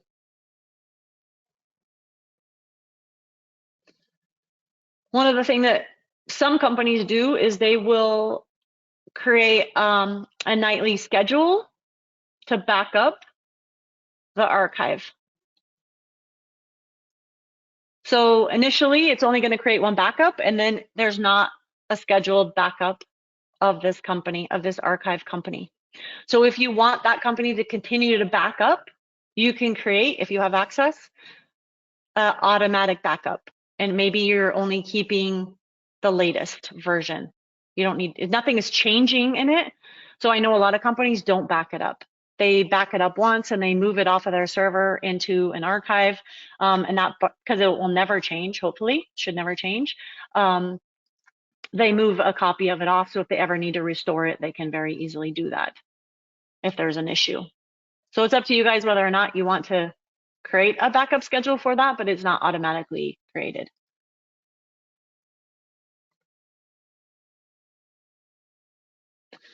So that's your archive database if you chose to archive in your current company. Obviously, before we move forward with 2024, just like if we closed, we want to install the update from Sage. That should be like a flag for you. Installing that tax update from Sage, like I said, it typically comes around, it'll probably be out next week is my guess. We want to make sure we install that tax update before we move forward to process our 2024 payroll. You need access to the database administration tool to do it, to update it. Maybe somebody else does that for you, your IT or something. You want to make sure that the count that you do in here now is 0 because we've archived. There should be no records in here. I archive nothing. Update your payroll calculations. Like I said, just like if you were to close, your maxes, all of that need to be updated still, even if you archived. Unemployment insurance rate needs to be updated because that changes every year. If we archive, we do now have the ability to remove DNU calculations, right? If I'm not using something anymore, we're no longer a union, delete calculation, it's gone because it's no longer linked to any records in our system. I could delete it.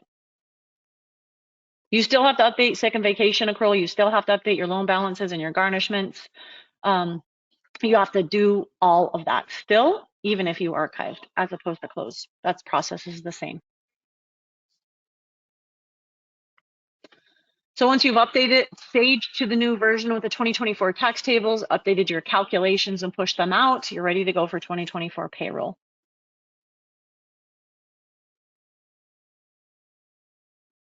Another thing to think about is, we have the new W-4 that came out in 2020. So great opportunity to have your people fill out the new W-4 and populate this tab with it in a new year, refresh the information. Just keep in mind, if you touch this tab on an employee setup, if I just want to look and check it out, and put this in, it's now going to start calculating on the new W-4. I can't go back to the old version, this version. It's now going to use this all the time. So a good time to update your W-4 information. So we've gone through closing payroll, archiving payroll. We're going to move into W-2s, but first I'm going to go address any questions that I have.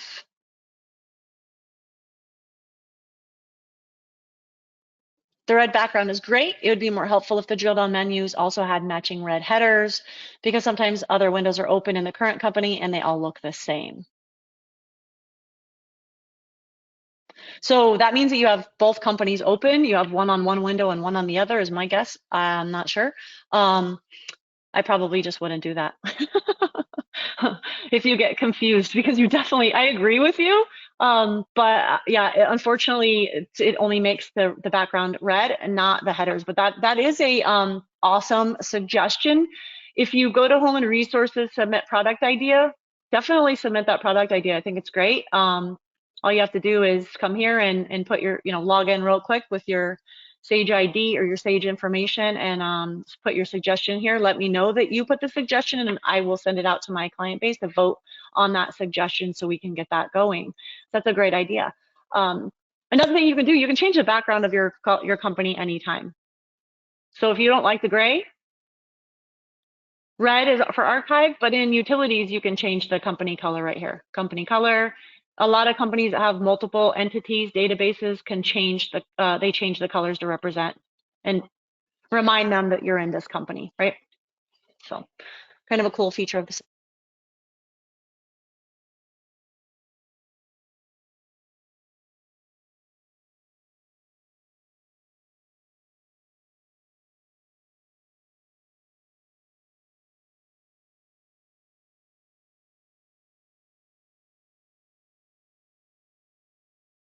Pretty much the same process for the Canadian version. There is a Canadian checklist. I had a question come through about, is the process the same for the Canadian version, Canada version? If you look at, when I show you today the checklists, there is a checklist for Canada. So yes.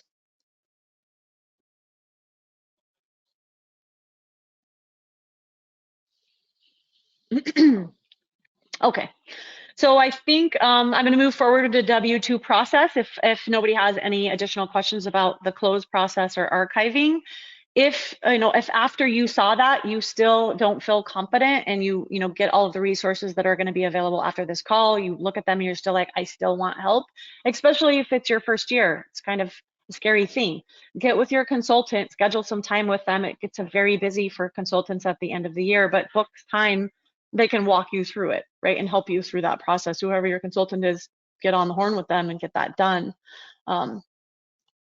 Okay, bye, Cindy. Thank you.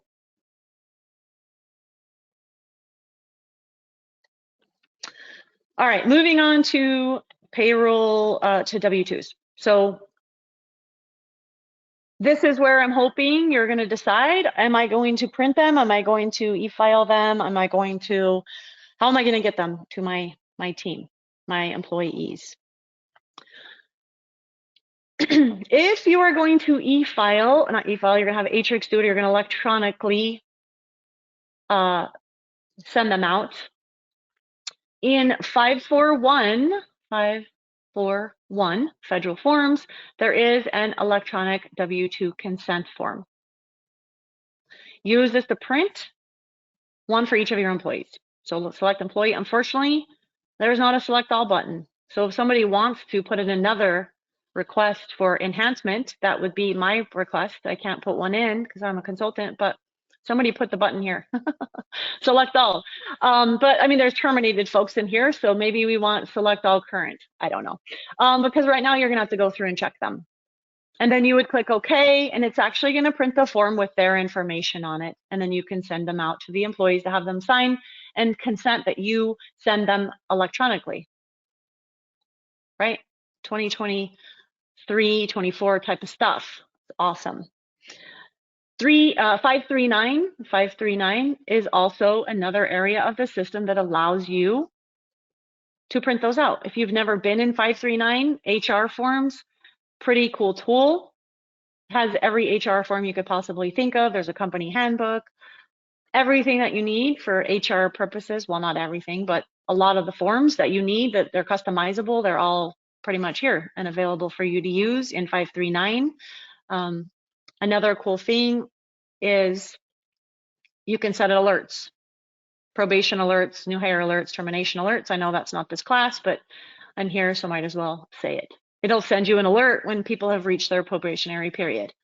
If you don't know about that, it's a really awesome feature. But here, process forms and packets under the electronic W-2 consent. You can print out blank ones if you want to do and put it with your new hire packets so that people can fill it out as you're hiring them and they can consent so that you have it on hand. You also can choose to print out all employees. Here, all employees, and click on the setup and the print, and it's going to print out their information on the form. If you wanted to have their information pre-printed on the form with their last 4 digits of their social security number, their name, all of that applicable information, and then they need to sign it, give it back to you, you can do that here. So you definitely need to have that on hand. Once you have it in your possession, you're going to want to go to their employee 521 and check mark consent for electronic W-2. Select when employee has consented to receive the W-2 from Atrix. That way, when you go to prepare them in this process, Atrix will see that we have the box checked, and it won't print theirs. It's going to email them out.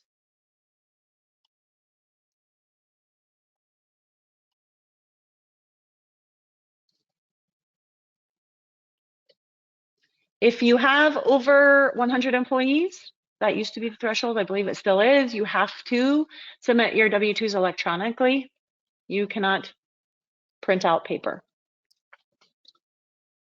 So 541 is where we're going to go to prepare the W-2s. We still see 2022.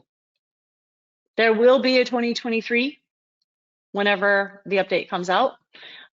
This will say 2023. It's not there yet.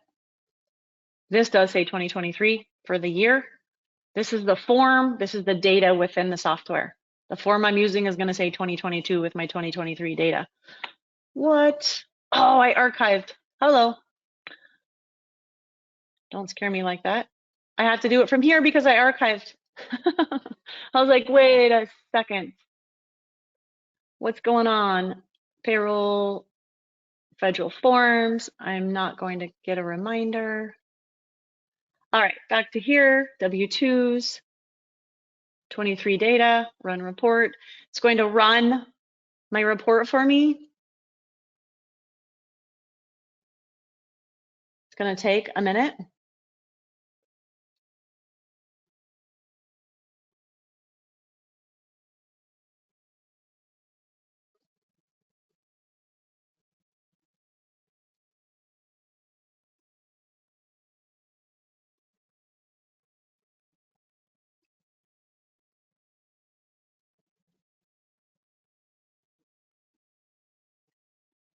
All right.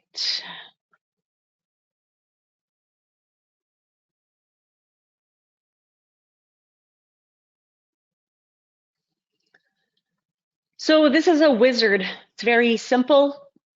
You do have the option to test drive for 25 employees or test drive for all of your employees. So you can go through this process.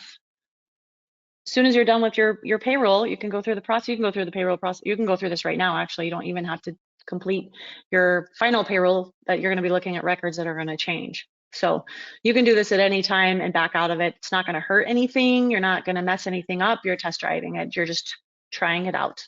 Another thing you can do is create a test environment for yourself and go through it and then delete the test environment. You're just simply going through the motions and trying it out, making sure that you know what you're doing. So no thanks, I'm going to start my process is what I'm going to do. This does tell you that you can test drive it, but it's not going to save it if you do test drive it. So not a big deal. Next, make sure that this is exactly what it should be. Next, this is saying, are you going to be using multiple payroll data files? So if you have multiple databases, Sage databases, and you want to merge them into one filing, they all have the same tax ID number, you can say yes. I use multiple data files and then we can merge the data together. I do have a client that does that. I actually think they're on the phone. If you don't, you're just gonna, I only have one company that I use to file, the data for. So no. Make sure that your company information is correct. That is pulling from 7.1.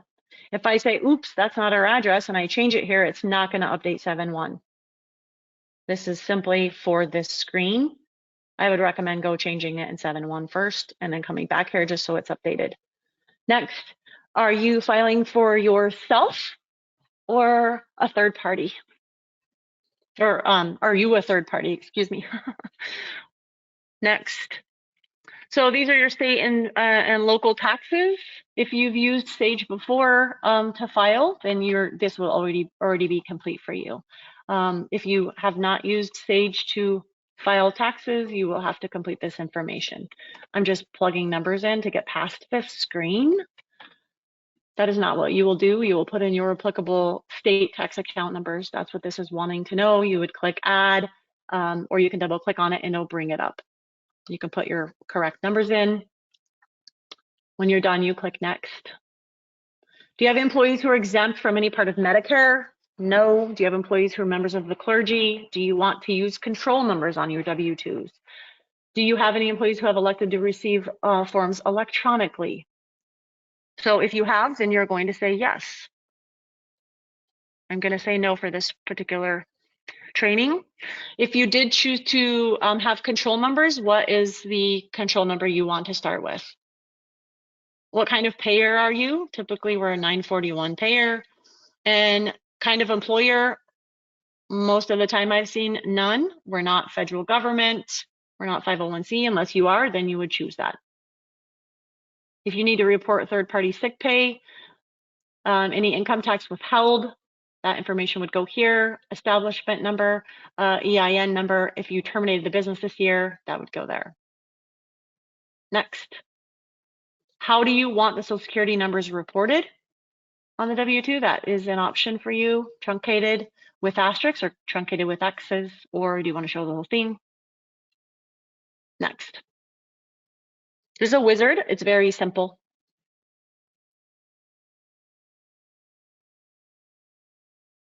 Filing W-2s is scary because, it's taxes, and but this makes it pretty simple. So this is a grid format, as you're seeing. In the upper left corner of the screen is basically your direction. It's telling you what to do here in this blue upper left corner of the screen. What it's saying is verify employee information, and then down in the grid, what it wants you to verify is going to be highlighted in blue. So verify employee information, verify everything in blue. Does it look good to you? This is feeding from the employee setup. If it does, everything looks good. I'm not missing any information. If you're missing something or it thinks something is out of whack, I'm missing a Social Security number, or it's not a valid Social Security number, sometimes if I have a period in the middle name, all of that, it's going to tell us what the problem is. It'll show up in red. It'll say you need to fix this before moving on. You can fix it in the grid. I would recommend not fixing it in the grid. I'd recommend going to the source record, the employee, and fixing it at the 521 record. Then redoing this step. That way next year, you're not going to run into the same thing. You're fixing it as you're going along. When you validate it, you click next, this big green button, next. Verify additional employee information. Is it a statutory employee, retirement plan, third-party sick pay? If these boxes were checked already for us in 521, in that employee setup screen, in the compensation tab down here, third-party sick pay, retirement, that's all already going to be checked for us here. I can also check it here if I needed to. But again, it's not going to go back to my employee and set it up correctly. You'd have to do that.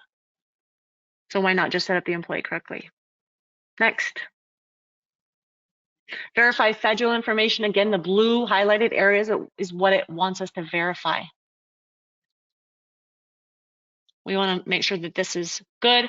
Everything matches, ties to our reports, 941s. Next, verify state, California wages. This is California. If I have a multi-state payroll, I would be seeing way more columns. Next. Local wages found, but no state wages found. I definitely would want to correct that. If I don't want to correct it, and I'm like, oh, that makes sense to me, I actually do have a client who just continues without correcting in that error because they know that it's not something that needs to be corrected. Verify unassigned columns. So that's referring again to the blue highlighted columns. Scrolling, you can use the scroll bar. It's 2 sections. This is the employee information. This is the tax information. 2 different scroll bars. This one is this one. This one is this one. So I'm scrolling over to find my blue unassigned columns. These are all unassigned. These are benefits or deductions that you set up in 531, your calculations area, that need to be or potentially need to be reported on a W-2. If we're looking at these, do we think, per our knowledge or per your CPA or whomever's helping you with this, if you don't know, do we have to report these on a W-2? Usually, health insurance needs to be reported. So per the Affordable Care Act, if we do need to assign it, we click on this box or this drop-down box. This is box 12. And then here are my codes. Cost of employer-sponsored health coverage. Boom. Now it turned it green. That's the employer-sponsored. That was the employer side. And then I think that there might be an employee side somewhere over here. If I'm okay with the other ones, then I don't need to do anything with them. I just click next. It's going to give us, though, a warning again that there are 1 or more calculations that are unassigned. Is that okay with you? You can click continue without correcting. Yes, it's okay with me. I got it. I've already reviewed it. It's going to give us another warning. Do I want to continue? Yes. Then we're going to get Atrix offers W-2 reporting. It's a little ad. So if I was going to have Atrix do this W-2 filing, it's going to cost my company $127.40. I think I had 49 of them. So very inexpensive, right? As opposed to me buying the forms, printing out, mailing. I think, our stamps might cost that much. I don't know. I think they just went up in price. But anyways, so you'll select how is it that you want to complete your filing. You can complete the W-2 e-filing, or you have other options that you want to print your W-2s and you want to e-file your federal. No, I don't want to e-file. I also want to print that. So I want to print everything myself. I've already bought the forms. I'm going to do it myself. It's saying total cost is $0, but that's because you bought the forms, the paper, all of that jazz, the envelopes, the stamps. You're going to do that yourself. So up to you, however it is that you want to do that. I'm just going to continue with this. Click on next. This is asking you if you want a PDF of your W-2s. Do you want a PDF? No, thank you. I don't want a PDF. It's going to cost us $35 plus $5 in shipping, 40 bucks. And I'm going to print my copies right now. So I don't need other copies. Click next. This left-hand box simply is just telling you the order in which the forms are going to show up on the screen. It's not really going to do anything. Right here it says you will not be able to view your employees' copies while in the forms viewer. If you would like to view your employee W-2s, please choose to reprint the W-2 history file options at the end of the process. This is really important that if we e-file, we're not going to have a copy of our employee W-2. So if somebody comes to us and says, hey, I didn't get it, I need a copy of it, you're going to want to be able to access that using the history. And you have to be careful because what's going to show up on what's going to print here, if we save that and we give that to them, it's a 4-part form that will show 4 different employees on one form. You definitely do not want to send them that because that's going to have other employees' information, right? So I click next.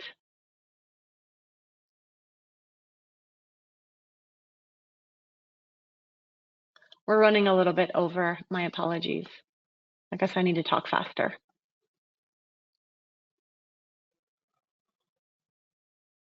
So up here in the upper left corner of the screen, it's telling you what form you're on. This is the employer W-2. Click print final and then click next step. It tells you exactly what to do. Print final, I can save it as a PDF at that point. If I'm e-filing, I can save it as a PDF, or I can print it out if I want a paper copy. However you want to do it. You can, if you're printing them, you chose to print them, you'd insert your 4-part perforated paper. You can order the forms here. It tells you the phone number. I am not printing them. I'm moving to step 2. I click next step. Report number 2 of 3. This is the federal W-2.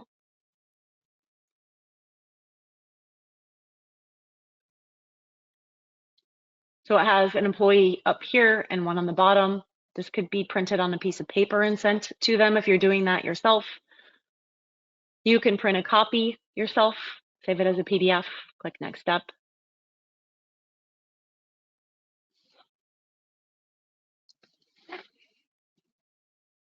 This is the 941W federal W-3 here. There is California involved, so we're definitely going to want to do that. And that should be printing here along with this. So next step, no. So it's going to connect to Atrix. I would log into Atrix and I would e-file my forms. I would pay that. If I'm filing it myself, I wouldn't have to do that, obviously.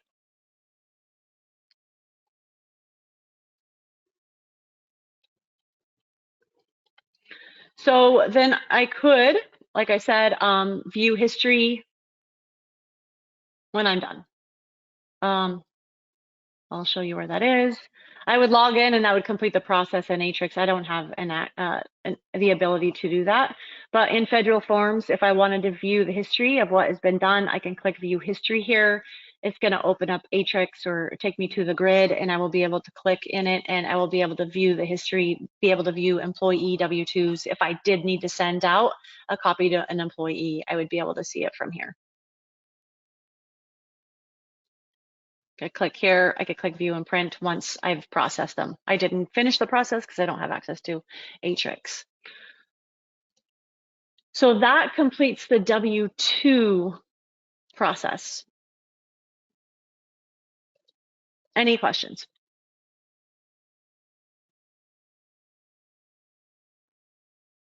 I don't have any questions. All right, cool.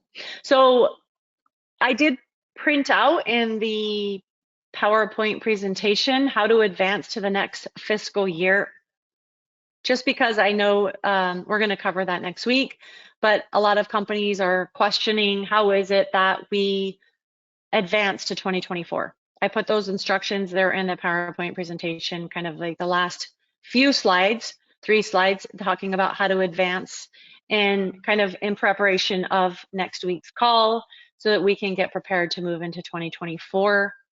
2 through 12 means February through December of next year will not open. You will not see that on your calendar when you're in your period and fiscal year management. You're not going to see that here in 2024 until you make January your default. Once you make January your default accounting period, February through December of that year will open up. So that kind of just walks you through that process. We'll cover that in detail next week. I'm going to go to the very end slide, talk about resources. If you have any questions, any help, you need additional help, always reach out to your SAGE consultant. If we are your business partner, which I'm assuming we are since you're on the call, you can go ahead and reach out to us using the support email, support@ethosystems.com.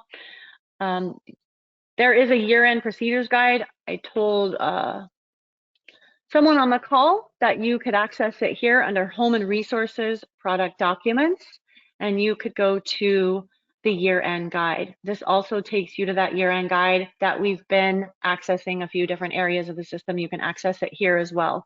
This is the October 2023.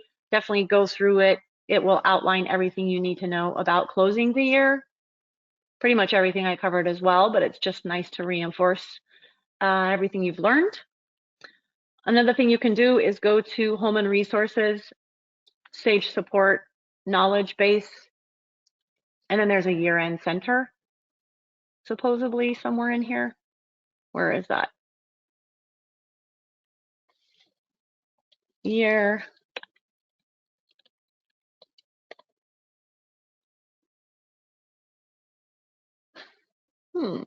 Year-end checklist, Canadian year-end checklist. So this is your year-end checklist, fiscal year-end checklist, general ledger year-end checklist, payroll year-end checklist, 1099 checklist.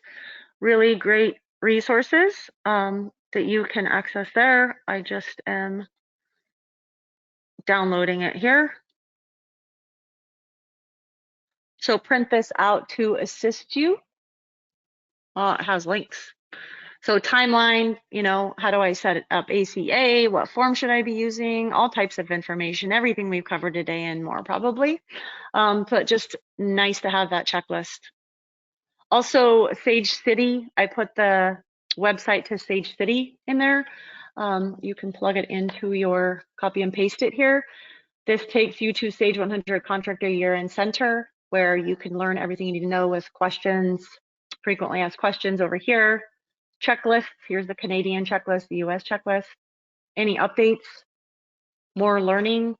So Atrix deadlines, everything you need to know about year-end could be found here as well. That link is on the last page of the PowerPoint presentation.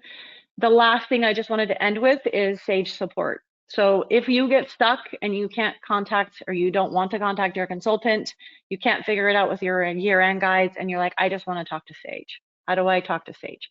You cannot talk to Sage. Like you can't pick up the phone and call Sage. I just wanted to stress this to everybody remaining on the call. In the last couple months, I've had 3 clients who got hacked with their IT company did not know that they couldn't call Sage. So their IT company was trying to handle something for them. They were Googled Sage and called the number on Google. There is not a number to call Sage. If you Google a number, the number is not Sage. It's going to be somebody who's pretending to be Sage. They're going to get access to your system. I had a company pay $4,500 to get their data back. And luckily it was with American Express, so they were able to get that back. But you can't call Sage. So if you want to talk to Sage, you live chat with Sage. Click live chat. Peg will come up. This is Peg. She's our automated customer service representative. A very simple way to get past Peg is click on, you can click on, yes, this is the real Sage, it tells you what to do, but you click on chat with agent. And now I'm going to start chatting with an agent. They're going to ask for my Sage ID number. They're going to connect me with an analyst. They're going to do all of that. I don't have to answer any questions for Peg. None.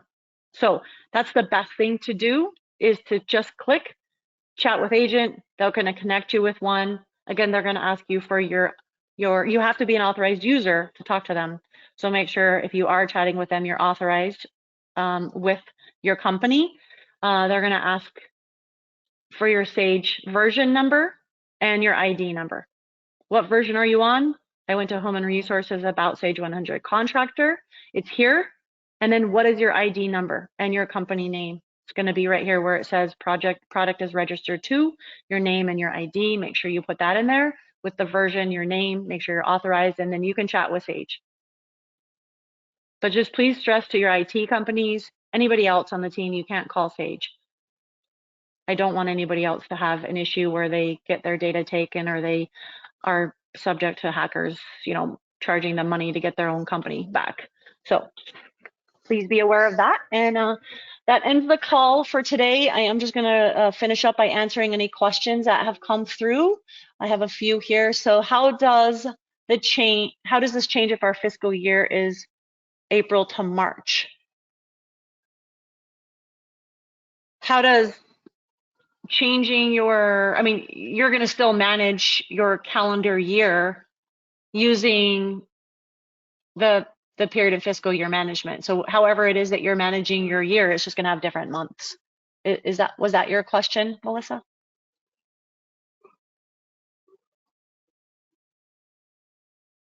Yes, Katie, I'm going to send you the requirements after the call.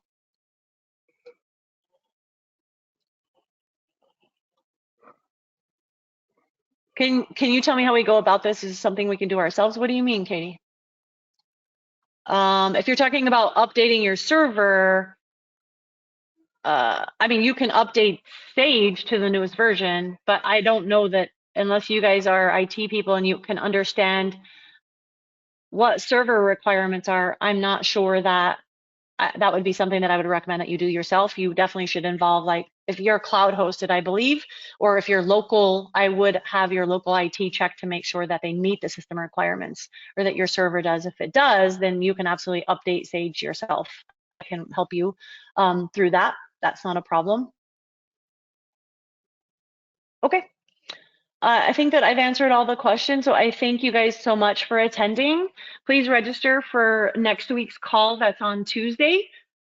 If you want to go through how to archive the general ledger and go through the 1099 process. And again, if you need any help, if I'm your consultant, definitely reach out to me ASAP to get me on the calendar because I'm filling up for pretty fast. So thank you guys all for attending. Have a Merry Christmas or Happy Holidays.